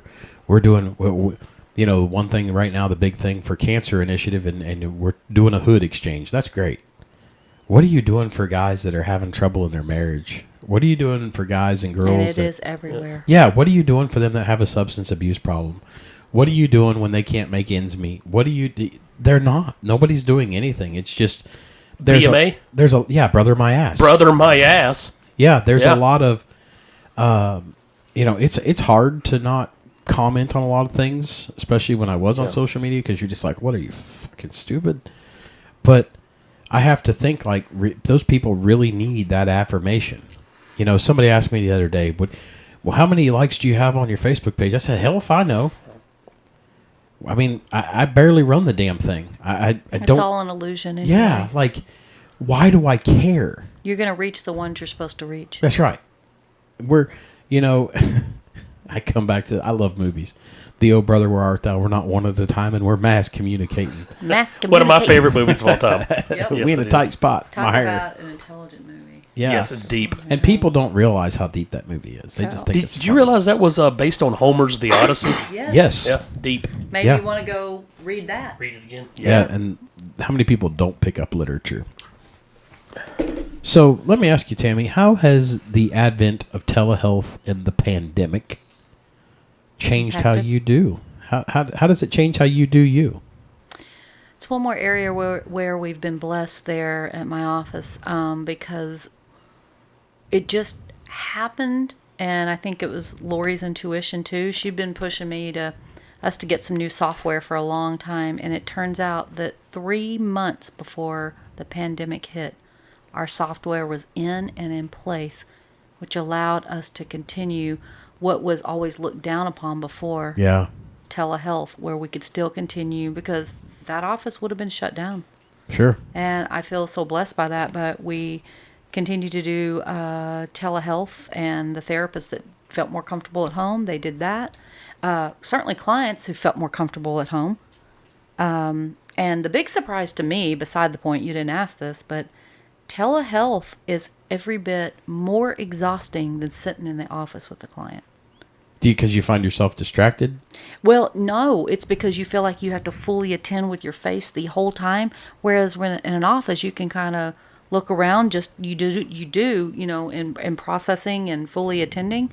But with telehealth, you're like this. And the therapists were saying, I can only do about 4 clients compared to about 5 or 6 in the office. I thought that was a big surprise. But now it's totally to be expected. You give the client the choice. Do you want telehealth or do you want to come in? Well, if they feel sick and they still need to get their mental needs or something, taken care those of. that are housebound, agoraphobic, traveling. Sure. It's really opened up those doors. Overseas, if I need a counseling bump, so to speak, I can get on my telehealth and get that need met and not have to worry about waiting till I get back to the U.S. or whatever. What about the person that wants to deal with you and you only? Can they telehealth with you overseas? I could do that. Sure. I haven't done that yet, really, except for when I leave a location. Like I've got a couple of kiddos in Korea who want to do some telehealth. I still see a few from Bahrain. But I don't really actively have a client load right now, just because I'm kind of honoring not overworking, Jeremy. Yeah. So you're staying at Airbnb down in Jacksonville? Yeah. All right. I know where you're going. No, I mean, are you enjoying that? It's a very sufficient place. I don't need a lot. It's a 1 room. Sure. And it's a heck of a good deal. And love for a deal. those of you out there, I do indeed. It's a big rush. Those of you, I don't know if any of you will ever need the service, but I think it's brilliant. The Airbnb of rental car is Toro, Toro, Toro. Okay. And that is also a really nice way. You were laughing at my little 2009 Prius, but hey, I'm paying $20-something a day for that. And so it's great for a long-term vacation where, and I'm not working for a couple of months. So right. Anyway, well, all that to say. You're actually on a vacation, one of which you have not taken in a number of years. Yeah, it's been quite comfortable. I thought I would have a hard time adjusting. The biggest adjustment is, of course, the huge 14-hour time difference. But I can sleep all I want and then go out and do a little bit of playing and come back and sleep more. So it's a really nice little place, the Airbnb you asked about.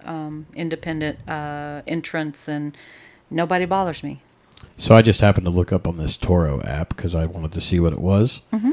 You can get a 2021 Land Rover for $224 a day if you want to be a baller in our location. Or even more. They've got the Maseratis and everything. Yeah, that's what my boss in Texas, there's a Maserati right there, $130 a day. Not too bad. That's what he drives. That was my get around town car when I was in Dallas last.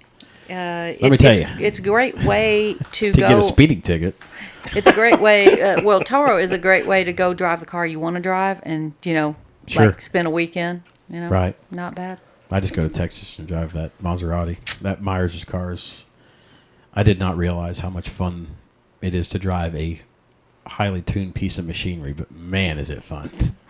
Dangerously fun. Dangerously fun. Yeah, indeed. didn't even As realize. most fun things are, yeah. Yeah, did not realize how fast I was going. You were asking me about, hey, because I'm not doing sugar right now. And you're Right. like, can you have this? I said, do you love it? Yep. If you love it, then I can't have it. How was that honey this morning? Tell our listening audience about the honey. Oh yeah, you found some honey that's called hot honey. I had never ever. It is so good. I never had heard of that and saw it in the supermarket a few weeks ago and picked up a bottle of it.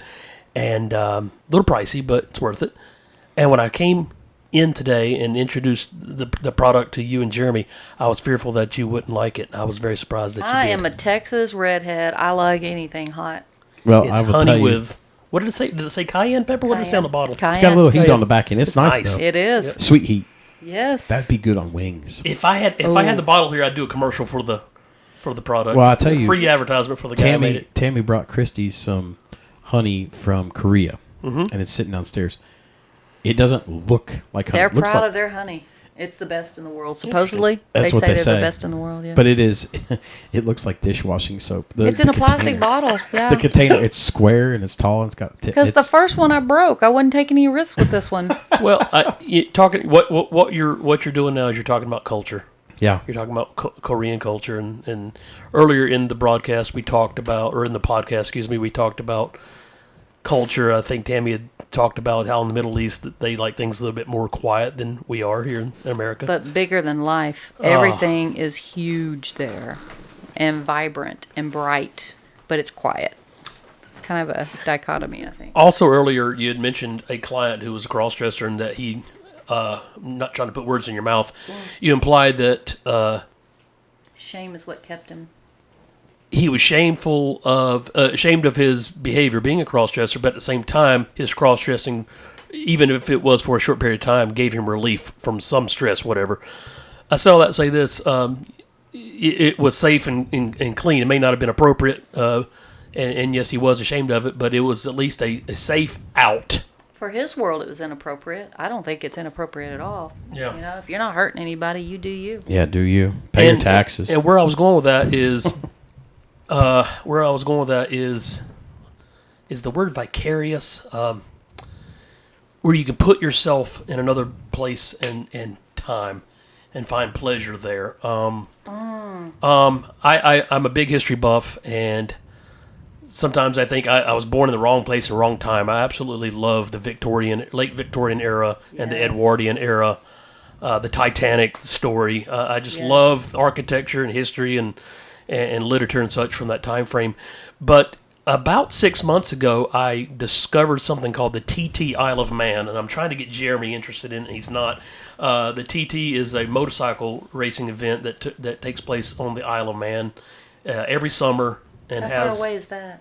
The Isle of Man is an island in the Irish Sea. It's between I it's should know between that. England and Ireland, Okay. and there ain't but like there's only about 80,000 people live on the entire island. But it's I say all that to say this: I started watching these motorcycle races, in particular the TT, finding stuff on cable TV and DVDs and the internet and such about the TT. The TT stands for Tourist Trophy. And I have fallen in love with it, and it is one of the things that has helped me over the last 6 months deal with my stress. If I have a stressful day, I'll come home and throw in a DVD on motorcycle racing. Mm-hmm. Prior to 6 months ago, I could care less, didn't know anything or had any interest whatsoever in motorcycle racing. And I saw that say this, because it is on the Isle of Man, watching the motorcycle races and keeping up with this subject has also got me into learning about the island and its culture. So, I think where I'm going with this is just to say that I have enjoyed this as an out, learning about their culture and their country, and it's just something that's helped me get through the last 6 months of my life because I have found an interest that... Something that makes your heart happy. Yes, ma'am. And it's been... What's that word you always throw out there? What's that word? Cathartic. Therapeutic and cathartic. Mm-hmm. So, are you you have any Irish in your blood? Absolutely. That's probably been doing a lot of it too. and that's another thing. Been watching, keeping up with this. It's inspired me to do a lot of what do you call it? Genealogical studies. England, Ireland, Isle of Man, and Scotland. So Same. these are just some things that I've done that's been cathartic. Is that the word, Yeah. Jeremy? Yeah. Well, I mean, it's a healthy, like it's one thing, things in moderation. Yeah. And it's very difficult for most responders to do things in moderation. We are usually all Balls in or to the wall. Yeah, all in or all Yeah. out. And It's what makes you good at what you do. I would have thought if you'd have sat down and told me that you would see drill instructors, I would have probably been like, why? Yeah, really, these are the toughest guys. They don't need counselors. But then when you look they at think too. they're always on. But their wives always have a different story to tell. Sure. Well, I mean, And their kids. but they're always on. Yes, absolutely. Squared away. They're doing 15 to 18 a day. That's Hours. enough time to go home and sleep, maybe have sex every once in a while. Got to schedule it. Yes. That's rough. You just broke our cherry. We've never mentioned sex on the podcast. Yes, you have. We've You're just mentioned it several subliminal times about today. it. No, we didn't say the Hello. word. Well, is that a 3-letter, 4-letter word? I don't know. And one of the things that I've had to do as a firefighter and as a paramedic, I've had to teach myself that it's okay to be different. Because when you go into firehouse, it's you and 25 other guys and Cookie cutter. cookie cutter. I mean, it's the same whether you're in a firehouse in Greensboro, North Carolina, or a firehouse in St. Louis, Missouri. It's the same. That the guys they all have the same interests. Just like a They base. all talk the same way. But I've noticed that, and the reason why they have the same interests is because they're afraid to be different. I've met several firefighters get outside the firehouse, and the guy says, "Hey, bro, what are you doing Friday night? I'm going to the ballet. You going with me?" Oh You're my like, "What?" God. I'm like, "What?" That would well, be I couldn't- so Well, amazing. I can't say that in the firehouse kitchen. Guys will laugh at me. Well, I'm going to the symphony. Symphony. I'm going to the ballet. I'm going to go do something. I'm going to an art museum with my wife and kids Saturday morning. Guys are not going to come out and be I themselves feel out. the in need that to hide firehouse. who your interests, and that makes me. Yeah. I understand it. I get it. It's in all different populations, just in different ways, but just more so in the military system, Sure. which I consider you guys to be part of the military system. Well, we used to be. I mean, like literally, paramilitaristic. it's set up the same way. Well, it seems like. it may set up the same way, but it ain't run the same way. Very true. It's- On paper, it is. On Yeah. paper, dots look good on paper. You don't sing them no how. I'm telling you, that's a sling blade quote right there. You just showed your true Aries colors now. I wish it was more structured, but it is not. Sadly, it is not. Back when we started on this job, Yeah. it was structured. Now I have listened to people. You play something right now. If I were to bring up TikTok on your phone, you could play it over there and we could hear it. Well, that's the same as going down the road in a fire engine or an ambulance. You hear that through the mic and the headset. These kids, they're not paying attention to what they're going to. They don't care. No, they don't. It is, and it's ingrained in them. It's allowed. It's accepted because as a society, we are distracted. We are not engaged. We are not with each other. We are completely Less protocol. Yeah. And if they don't like you, they find a way to push you out the door. I have watched it happen. Like Of course literally you have. seen it like, wow. Why would we do that to that individual? That was a decent dude. He was on time. He showed up. He did his job. He was competent. Oh, we didn't really like him. And so then you fall in line because you don't want to be on the outside looking in. And that's really, it's like, And that is human nature. yeah, form up or leave the pack. And that's sad. We had a friend of mine recently committed suicide. He was a paramedic, and he worked for the county where I worked.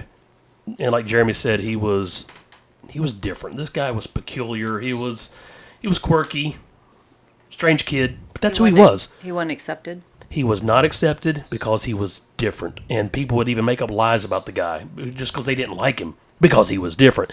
And eventually, they forced him out. Well, he was terminated, and I don't recall what he was terminated for, but more or less, he was terminated because they were looking for something to terminate the guy over, but only because he was different. But he recently he had a car crash, and guess which EMS agency responded to his car crash? The same one that bullied him and belittled him, and so he caused his own car crash, is what you're saying? well, he Well, I'll just say that after it was all over with, he was so embarrassed by the crash, embarrassed that he had to face his former coworkers. He went home and committed suicide because of this same day. So it is what it is. I just where I was going with that is I think a lot of people's stress, and I believe I've already said it about 5 times during this podcast. I think a lot of people's stress is caused by others. Amen. Imposing their beliefs, wants, values, culture, whatever upon that person. Yeah. But yet not allowing that person to have his or her own, beliefs and culture, etc. It's like, well, my foot hurts. Well, let's cut off the foot. Well, no, let's find out why the foot hurts. Maybe you just need to change shoes. Throw the shoes out instead of cutting the foot off. I use that example all the time. Yeah. If that arm is hurting, don't cut it off. Let's get to the systemic reasons for the pain. Sure. Let's get a cure. Right. Or at least mitigate it.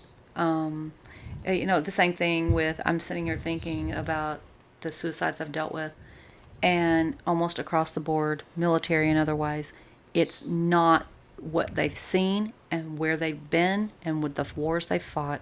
It is about what's going on at home. Almost without fail. It's how they feel when they go home. It's what they found out was going on at home. That's what gets, and I work with women too, but across the board, it's a lot of times it's men that what hits your hearts is what's happening at home, or what's not happening at home. And that was very profound for me. I learned a lot more about men sitting in front of them in sessions than I ever did in my personal life. Wow. That was deep. That's very deep. You guys are actually very, very sensitive. I don't know about that. I think women need to know that. How much our words, this is going in a totally different location, but I feel passionate about this. Sure. How much our words and the way we say it and the difference between Mars and Venus, men are from Mars, women are from Venus, how much it hits you guys. You act like you don't hear and don't care, but you so do. You do. I would rather have a male client any day, because I'm realizing just how much things impact and hit. Yeah. Well, I mean, we're all different creatures. It is a paradigm that it probably will never be understood. The only thing we can do is try to manage it. Yeah. And that's the hardest thing is to do. And I've talked about this before. The hardest thing that I've ever had to do is stand in a mirror and look at myself and talk to myself. Yeah. You want to talk, if you're real and honest with yourself and you say, and you can look in a full length mirror and stand there and carry on a conversation, not in a delusional or ideation way, let me preface with that, but have a real conversation with yourself, you can work through some stuff. You still need help from other people. We're social beings. But you need to unburden every now and again. You need to you need to do it. And it's one of those deals that society has deemed it so bad for so long that it's taking time to right the ship. As I looked on the old Google box here, I just wanted to look at suicide rates. And of course there are no suicide rates published, because that would be bad. They talk about firefighter fatalities, and they talk about how many suicides have happened since, Oh, you mean according to... our data. Okay. So we have a data clearinghouse through the National Fire Academy and the National Fire Service Administration, and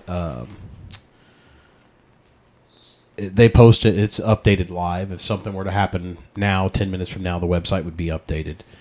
You can find out how many fire fatalities have happened for civilians in real time, and it's very informative. But the problem is that it's not in depth. A firefighter fatality can be 24 hours after the shift. So if I had a heart attack, if I worked yesterday and had a heart attack today, that's a line of duty death. Sure. I'm glad that leeway is there. Yeah, it's good, but it's also bad. Yeah. Because when you have 67-year-old firemen, which you shouldn't be fighting fire at 67, although you may have the heart, the body isn't there, there's a problem. And, if you took out the plus 60 population of the volunteer fire service, I think you'd lose 2/3. Mm-hmm. Good Lord. Yep. And that's where we are at. And we have to figure out a way, in Denton, you don't think about it. In Sanger, you don't think about it. In Aubrey or Pilot Point, you don't think about it. Part in of the Texas. cultural change that needs to happen. You guys have career fire service. If you dial 911, someone's coming. If you dial 911 right now, I have sat in this house, in this district where we live, heard the fire engine go down the road and looked, because it was a different agency. It was 15 minutes from the time of the alarm to when they went to the neighbor's house for a smoke alarm that automatically tripped when a 13-year-old was cooking. So shame on me for not hearing the call. No, I wasn't assigned to it. But 15 minutes from their initial time of dispatch to on scene, you're saving nothing but the foundation. There's got to be a better balance, and I know that we're not going to solve it here on this podcast, but there needs to be a better advocacy. Part of the solution is speaking it out loud. Right. I totally agree. You have to put it out there. Mm-hmm. Without essential services, without police, fire, water, power, society's on the edge of chaos. And we spend a lot of money on parks and recreation and things like that. Go out and play in your own yard. Do your own thing. Don't rely on the government to build you swing sets. That money needs to be more wisely spent, at least in my opinion. It's one of those more pragmatic purposes. Yeah, there's got to be a better way because not everybody can afford like what y'all have in the DFW complex. I mean, there's no volunteer fire departments there, and there was not anymore. I don't think there's any. Everything's grown so much that it's just huge. Yeah, Argyle used to be volunteer. It can't be anymore. No, I don't think it is. I know that Aubrey used to be part volunteer, but it blew up, and it is what it is. I got to mention a couple partners here before we jump into our last segment. Seek Thermal Imagers providing the best affordable riding solution for putting a thermal imager in everybody's hands. I'd like to thank our people over at Seek. They are great people, along with Crestar firefighting equipment. If you love Redhead that is on your other brand key hose, you'll love Crestar because they are one and the same. Old Pappy's Tool Lube. Don't be a fool. Lube your tool. Pappy's Tool Lube is the official tool lube of Box 1971. Oh, absolutely. Absolutely. He gets a kick out of it. Every time he does. Yeah, you're right. We're not saying the SEX word at all. And old Shooter Thompson over at Thompson Multimedia, if you can imagine it, Shooter can do it. Decals, wraps, trophies, awards. If your imagination is the limit, if you need anything from him, find him at Thompson Multimedia there on the old Facebook. And lastly, Akron Brass, providing us some great nozzles along with flow meters for our training purposes. I give up.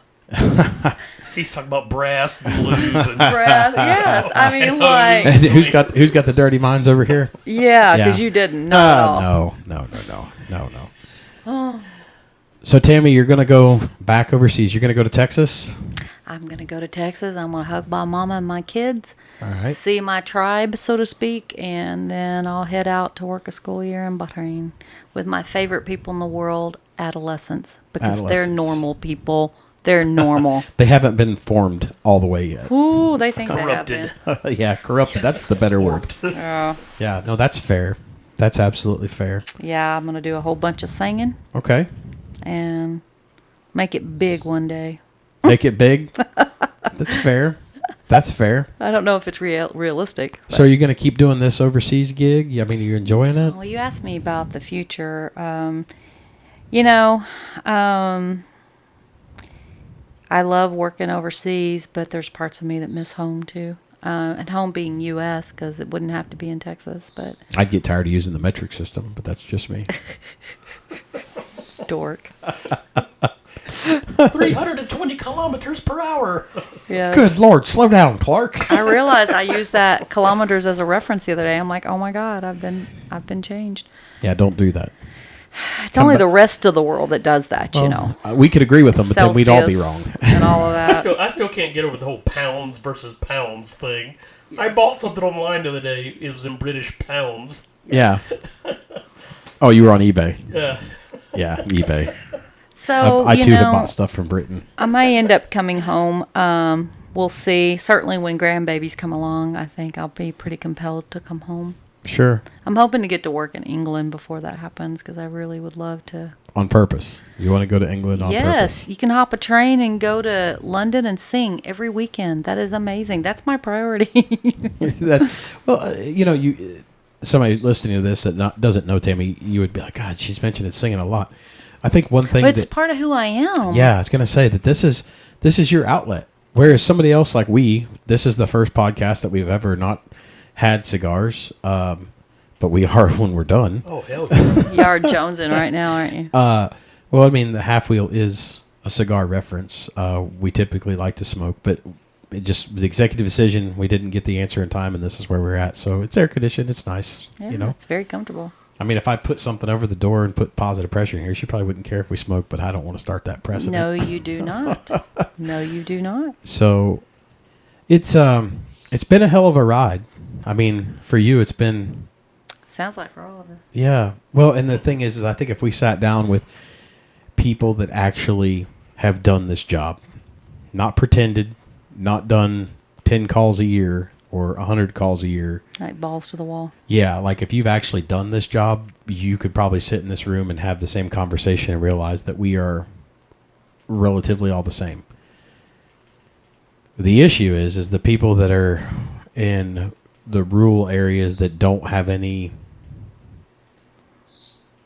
true need, I guess. The need's there, but they don't have the calls like we have. You know, you start stacking population in and people doing things. People do stupid shit, and that's what we do. We manage the consequences of other people's actions. Sure. And so when you start adding people in, it starts creating chaos, and when chaos happens, that's where we thrive. It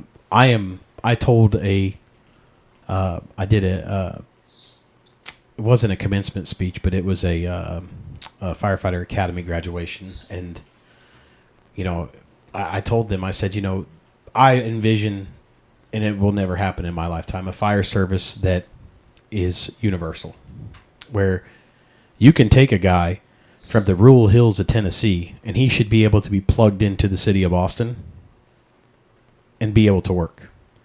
And the same guy from Boston should be able to go into the foothills of Utah or Kind of South like a Dakota. visiting nurse, a visiting firefighter. Well, I've always said that, haven't you? Yeah. You've heard me make that reference Yeah. before. I mean, a police officer makes a traffic stop in New York City. A police officer makes a traffic stop in Spartanburg, South Carolina. It's pretty much the same Premise. I can imagine, I'm not a police officer, but I can imagine the sequence of how do you go about doing a traffic stop is pretty much the same. Yep. And you can take a doctor out of an emergency room in San Francisco and put him or her in an emergency room in, say, Miami, Florida, and they can still talk medicine. Hey, a gunshot wound comes in, what do you do? How do you Right. fix this guy? Right. But in the fire service, we're not. We're not. We No. can't do that. I mean, that's why it bothers me. Sometimes it really, really, Yeah. really bothers me with the, and I'll shut up in a minute. No, you're It good. bothers me with everyone's title. You know, Yeah. well, I'm a captain in the fire department. Well, I'm a 19-year-old captain in my volunteers. Well, if you're a doctor, you're a doctor. Yeah. If you're a plumber, you're a plumber. But when it comes to the fire service, how come a captain in New York City is not the same as a captain in this Yeah. over here in this little small town? They're two different Well, they're worlds. going to say, How can you call yourself a captain? You're They- both doctors. You're both captains. What's the well, deal? you were recently involved with an agency Mm-hmm. where there were some departures. Mm-hmm. Before the departures were ever finalized, they were putting someone in that was in the mid-20s into the number 2 role Yep. of the fire department. Mm-hmm. How is that a smart, sound decision? Yeah. And then we have to fill these lieutenants and captains roles because we have to have them. Well, you've only Have to have them. you've got 19 members on your department, and 1/3 of your staff is officers. That doesn't make any sense. You don't need that much for span of control on paper, but Sure. there comes a level of tacticians and understanding and experience that the fire service is lacking, and a lot of experienced people are walking away. Sure. Walking away. Well, be it career, volunteer, they're tired. Yeah. And, you know, I see somebody sent me a meme the other day via text message. It said, you know, with all the high prices of gas, you should be thanking volunteers. And this is going to be abrasive as shit. The only time you volunteered was the minute that you submitted your application. Sure. And that is a quote from Skippy Lovett. I love Skippy. Tammy, Skippy's a good friend of ours who's a He's a fire chief. Good man. He is a home run. His I real think name. you've mentioned him before. Yeah, his name's Steve. He looks like Doug Klein. He looks just like Chief Klein. Yeah, they do. A lot of the Scary. chiefs look Spud, alike. Spud and Skippy, they should be together. And I don't care if you hear it, either one of you. You're both decent individuals. So, but the only time you volunteered was when you turned in your application. Other than that, you made an obligation, and you knew damn well that your pager was going to go off and that you had to go. And the people that sit and bitch about it, turn your shit in. You don't need recognition. I mean, there are people that do this job every day without fanfare, without recognition, and that's the way that it should be. You know, you shouldn't need that affirmation to do the right thing. The right thing is to go get on the rig, and if you can't afford it, then you can't afford it. But if you're not ready to go and do everything on scene, then you probably shouldn't be there. Like, you should be able to handle any type of call. You know, and that's my beef, is that we've got people trained to a bare minimum standard, an absolute bare minimum standard that is not, in my opinion, what is best for the public. And I guess that's why this training agency exists, because that's what we do. And there's a reason why we are successful. I think we have a pretty good recipe. I mean, folks have told us that. We've only had 2 complaints, and one was from a guy that's no longer a fireman. And he quit because he said the job was too tough. So. Well, it is a tough job. It is. And our training is intense. Not everybody's meant for it, for sure. Can you say that? Hold on. Say that louder for the people in the back that may not have heard that. The job is a tough job, and it's not meant for everyone. And that's not from a pompous view. I'm saying that. I couldn't do it. No way in hell. There are plenty of females, my wife included, that can do the job. Yes. I'm not. And I applaud that. But people have I hate to say the word delusion. What would be another word for delusion? Grandiose idea? Does anybody believe that that's an easy job? No, I think that there are people that have no business being anywhere near a fire department that want to wear T-shirts and their little pager on their hip, and they want to be seen, and they want to have red lights in their truck, and they want to drive fast, and that's all they see. They don't see the anatomy of building construction. They don't understand smoke and fire behavior. They don't understand how hydraulics work when you're moving water. They don't understand how hydrants work themselves, or how fire is going to move when you go into a building and when you open things up. Well, that's the training. Yeah, but they don't want to come to training in the state of North Carolina. Tammy, this is going to scare shit out of you. You're in Jacksonville, so you're okay. Jacksonville's a decent agency. One of my friends used to work there, Tater Slater. Tater, if you're listening, hey buddy. He's one of the first people I met in North Carolina. We went to hazmat school together here, and he is a home run. Married, kids, moved on with life. But again, another guy that left the fire service. That fire department trains. They're competent. Okay? So you feel safe while you're there. Get into the outlying areas of North Carolina. The bare minimum. No, I'm talking right around the corner. The bare minimum is 36 hours. Wow. You can't train a dog in 36 hours. Well, it's not safe for the person working it. No, but these people throw their gear on and they think they're doing something, and it is an illusion that you are doing it. And Jim Evans, we are sitting in the baseball room in my house. Jim Evans, former Major League umpire, crew chief, couple World Series under his belt, All-Star games. I mean, he's the real deal. He taught me early on in life that the difference between professionals and amateurs is the knowledge of responsibility. And with great power comes great responsibility. And with great responsibility comes pressure, and the pressure is a privilege. If we adapted that mentality and we actually enforced it, because these chiefs, as we go around and Phil, you can attest, they're scared to death of losing anybody, let alone losing certified firefighters. The fire department that you were on lost, I think, 5 or 6. Is that correct? Like certified, and when I say certified, firefighter 1 and 2 members. Within a matter of weeks. Yeah. Weeks. Just a couple of weeks, all of a sudden, bam. Now that's what, a quarter of your roster gone. Yeah, gone. People are tired of shenanigans. Mm-hmm. And our society is growing So when you tired. say you mean they left. Yeah, gone. Okay. Gone. Nothing to do with it. Like, wash their hands. They don't want to play the game anymore. No, because the rules are not clearly defined for the game. And the rules matter only to a certain group of people. Otherwise, it's a blind eye. And sadly, this is not a word you'll hear me say often, it's systemic. You can... Say again? It's systemic. Systemic. Yes. Mm-hmm. You know, and that's one thing I hate. You know, it's there's a problem because, you know, when people say systemic racism, that the system is racist against them, I don't think it is. But that's a story for a different day. Sure. Because I don't think the system sees color. I don't. But that's me.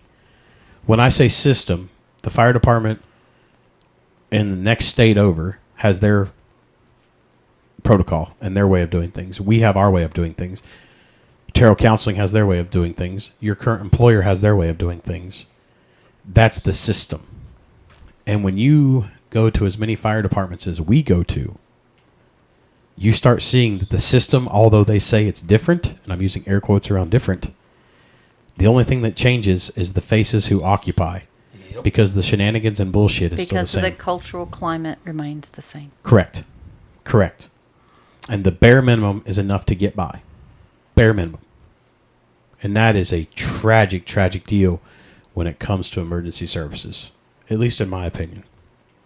I don't know about you, Phil or Tammy, but, you know, Well, you're not making candles. This is a very serious business. Making candles. Damn. That can be dangerous too, don't get me wrong. That's Sure. We're talking some serious stuff. But we're not talking dire consequences of making candles. Exactly. We're not talking dire consequences. These Lives things are have, at stake. Yeah, different. Well, I was blessed to be a member of the largest fire department in America. If you include EMS and administration, it's roughly 16,000 people in this one agency. How do you get a guy in the very, very, very North Bronx throw a ground ladder at a tenement the exact same way a guy on the south end of Staten Island, 38 miles away, he throws the ground ladder at a tenement the exact same way? Actually, there's no tenements in South Staten Island, private dwelling. But how do you get 16,000 people on the same page? You got a Marine Corps rifleman. He disassembles his M16, cleans it, and reassembles it in San Diego the same way that same rifleman does his rifle in Okinawa or wherever he's stationed on the other side of the world. Sure. How does it... And I hear, especially when in volunteer departments and in combination departments, we can't do that, we can't do that. The hell you can't. It's, number one, how do you do it? How do you get 16,000 people in FDNY on the same page? You have to have clear-cut, defined systems. This is what our goal is. This is what our mission is. This is what is expected of you, and this is what I'm going to do about it when you don't do what's expected of you. Let's all be on the same damn page here. Or else. And unfortunately, we can't get well, I shouldn't say you can't, but it seems to me, Jeremy, feel free to disagree. It seems to me that in fire and EMS, no one wants to have clear-cut, defined SOP. systems, protocols, SOPs, SOGs, enforceable. Nobody wants to enforce the rules. Nobody wants to keep people informed, trained, maintained, on the same page. What gives, Jeremy? I think it has to do with, one, control, two, power.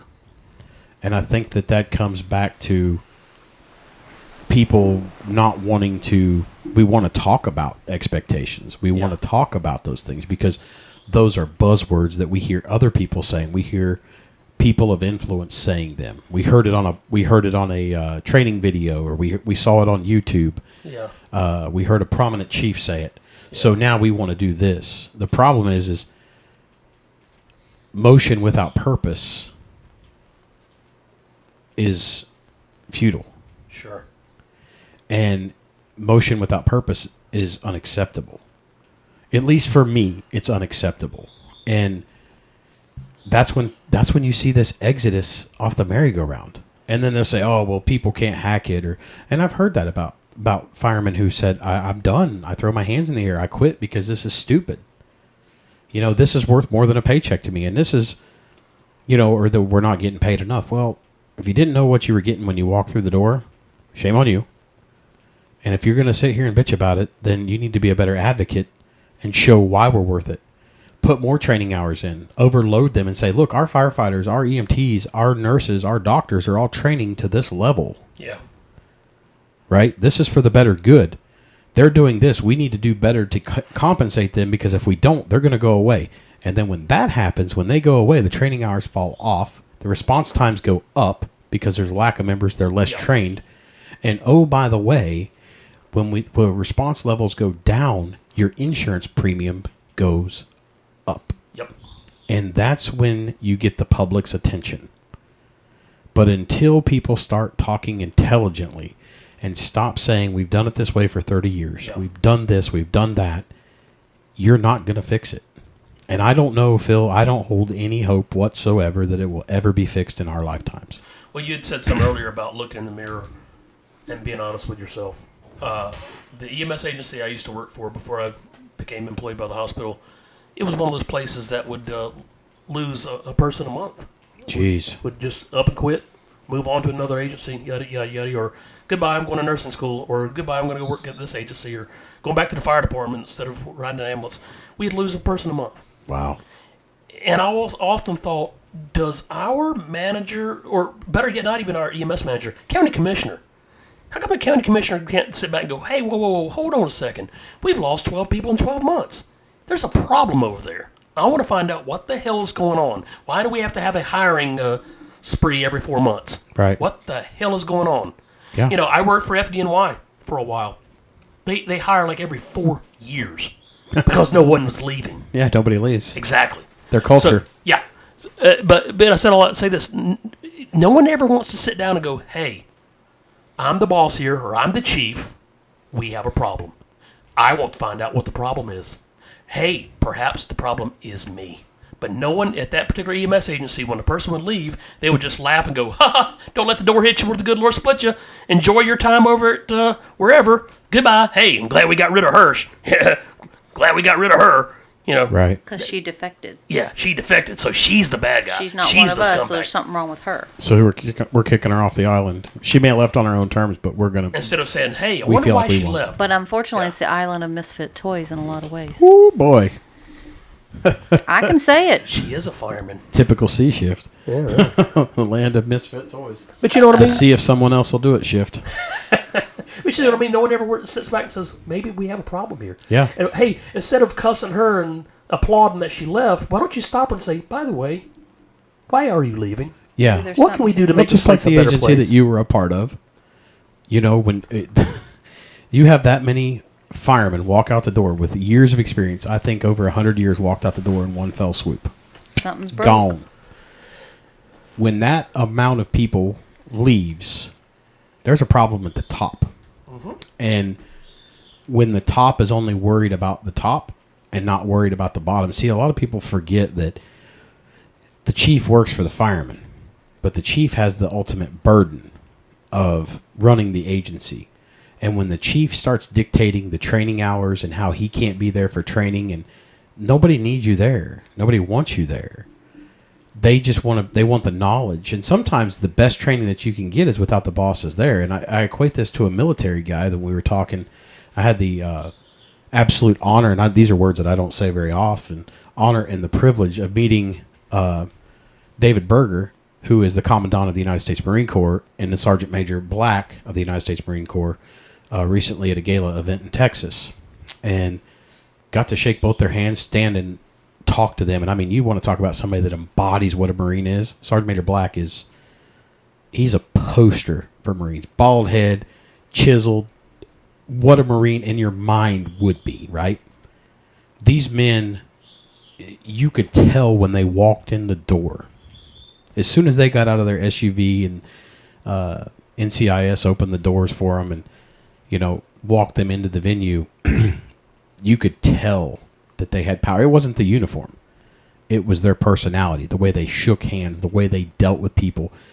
I watched them deal with a 102-year-old veteran tell his story about World War II when he was in a glider that went down and they were lost. And I mean, I stood there and recorded the whole thing, and I'll play it for you. Amazing. The Commandant of the Marine Corps stood there with hundreds of people around him, and not a pin drop except that man and the Commandant talking. That's power. It's respect.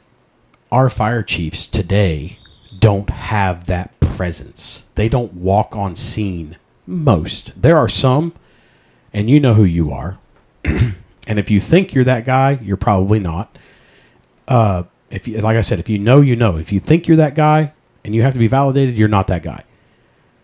But when you walk on scene and people's sphincters release just a little bit so they can relax, That's what it's about. That's a leader. That the coach that runs with the team. Yeah. When the coach won't put on his running shoes, the coach won't put on his hat, the coach will not pick up the baton. So let's put that in firefighter terms. He will not put on his gear. He will not put on his helmet. He will not pick up a Halligan. That's a problem. That's a systematic problem. And that is what we have to fix. I will tell you one quick story, because I know you got to get on the road. You got to get moving. We've been at this for over 2 hours, and I do appreciate every minute of your time. I've loved every second of that it. you have sat here with us and indulged us. I love it. And educated us. That educated. Yeah, well, I mean, I feel smarter, Dr. Scholes. Oh, right.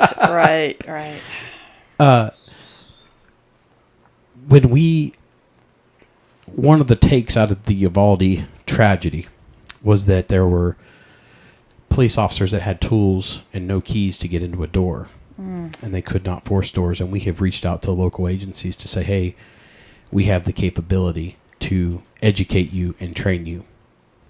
That's a tough. You thought your walls were tough. Having a fire department guy, just a dumb fireman in cop terms, come to you and say, hey, we can teach you how to, well, we can do dynamic entry. Oh, you could beat on that door outward swinging all you want with your cute little battering ram, but you're not going to get in it. And we have been reaching out to law enforcement agencies, and it has been, you think that they, in the state of North Carolina, that if you're involved with a law enforcement, EMS, rescue, or fire agency, the training is covered from the state. You run it through the community college, it is paid for. I never thought that we'd meet so much resistance on trying to give them education that, one, they don't have to pay for, two, that they don't have to set up because they're scared. Say, this is after the death of so many children. Correct. Innocent little victims. Correct. That could happen in any town. If they're not going to listen after that, when are they going to listen? I don't know.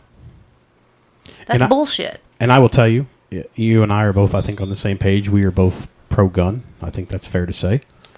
We don't have a gun issue. We have a heart issue in our country. It is not a firearm issue. And the core of all of it, sorry to be a therapist, is shame. Yep. That is the core of everything. You name me anything and I'll tell you how it leads to a feeling of shame. If I admit I don't know what happens, because I would imagine if in y'all's cultural environment, it's the same with police. Sure. This would be my guess. Sure. First responders in general. Yeah, it's on the same hand, just on a different branch. Yes. Yeah. When you said that it all comes from one thing, I thought of, again, the movie, My Big Fat Greek Wedding, when the guy walks in, he says, your last name, it is a Greek word of... Everything was Greek and Put Windex. Yeah, Put Windex. I had a zit. Put Windex on it. Well, listen, we're going to wrap this up here. It's been amazing. It's been a blast, and we've been looking forward to this for months. From when you said you were coming back. We've planned it for about 4 months. Yeah. Yeah, since you were coming back stateside, we were pretty excited. Lastly, we want to thank Rock Rooster for the amazing footwear that is provided to Box 1971 for all the instructor cadre. Be the cock of the walk. Rock out with your Rock Roosters. Use code Box1971 at checkout for 15% off. Our good buddy Mike Perrone out of Ladder Company 175 East Brooklyn, New York. He is the owner and inventor of Firehouse Innovations and the Multi-Force Door. Over 2,000 doors now, Phil. Going strong. Way. I'm telling you, the blue door is amazing. We are proud owners and an endorsed trainer for Mike. One hell of Mike. a guy and one hell of a product. Yes. Yep. Yes. Home run. Yes. Home run. They both are. One of his newest products is the HT175, and if you have a HydroRam and you're not using it properly and testing it properly, the HT175 gives you the ability to do so. You can get with Mike on his website for that. We have nothing to do with that, but I want to make sure that people have the ability to know where to go get these amazing products that will save you time and money and make sure that your stuff is operationally ready. Lastly, we got to thank our good buddy Mikey Hillman up there. He's north of the Mason-Dixon now, but he's originally from Jacksonville. He owns First In Leather, and if you want 10% off of your leather goods order, use the code BOX1971 for 10% off $50 or more. Mikey will replace and stand by his work. If you ruin it, he will absolutely get you a new piece. He either says something good happened or something bad happened. If you have to do that warranty claim with him. Jeremy, can I just throw in there, it's been a real pleasure to get to do this with you guys. You're stellar.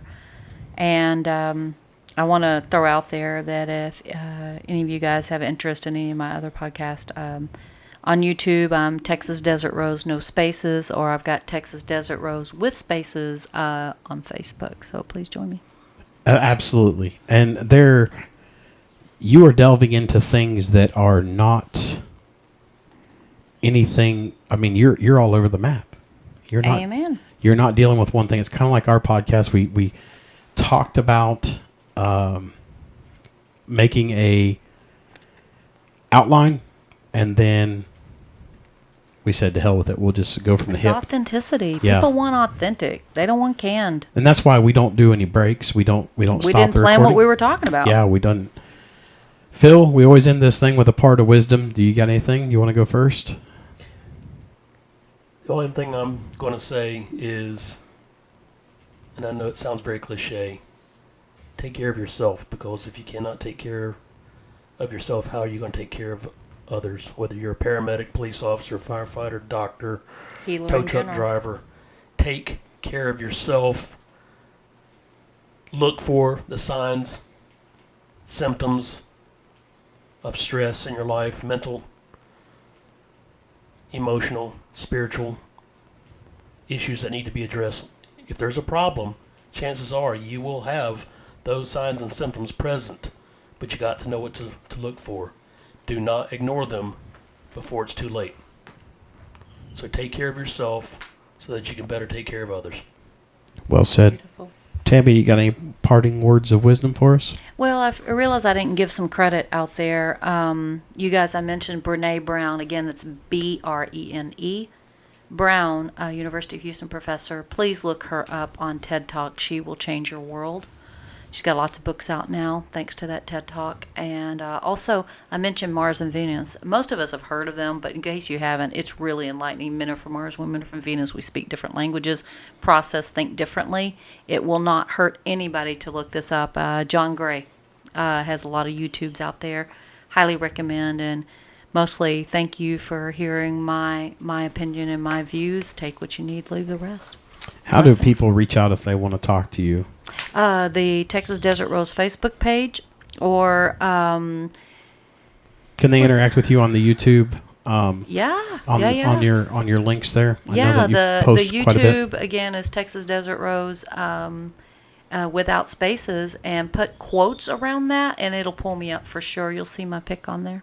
Okay, and for those that are in the DFW Metroplex, if they need to reach out to anybody or want to seek something, they can reach out to Terrell Counseling. Yes, you can email me at Tammy Tammyt at Terrell Counseling. Let me spell that: TERRELLCOUNSELING.com, because counseling is a most misspelled word, and I don't want anybody to not be able to get in touch. Well, there's a lot of T's right there. It sounded like Tommy Tadimus took 2 T's, tied them to the top of 2 tall trees. Show off. He's just showing off people. That's all I could think of when you hit What was those T's. the letter kitty thing where the guy goes to the entire alphabet? Oh, jeez. That's why get in a bar fight. It was great. I love Letterkenny. Great. Do you watch Letterkenny at all? Uh-uh. Oh, you need to get on it. It'll change your life. Change my life. It'll change your life. Oh, yeah.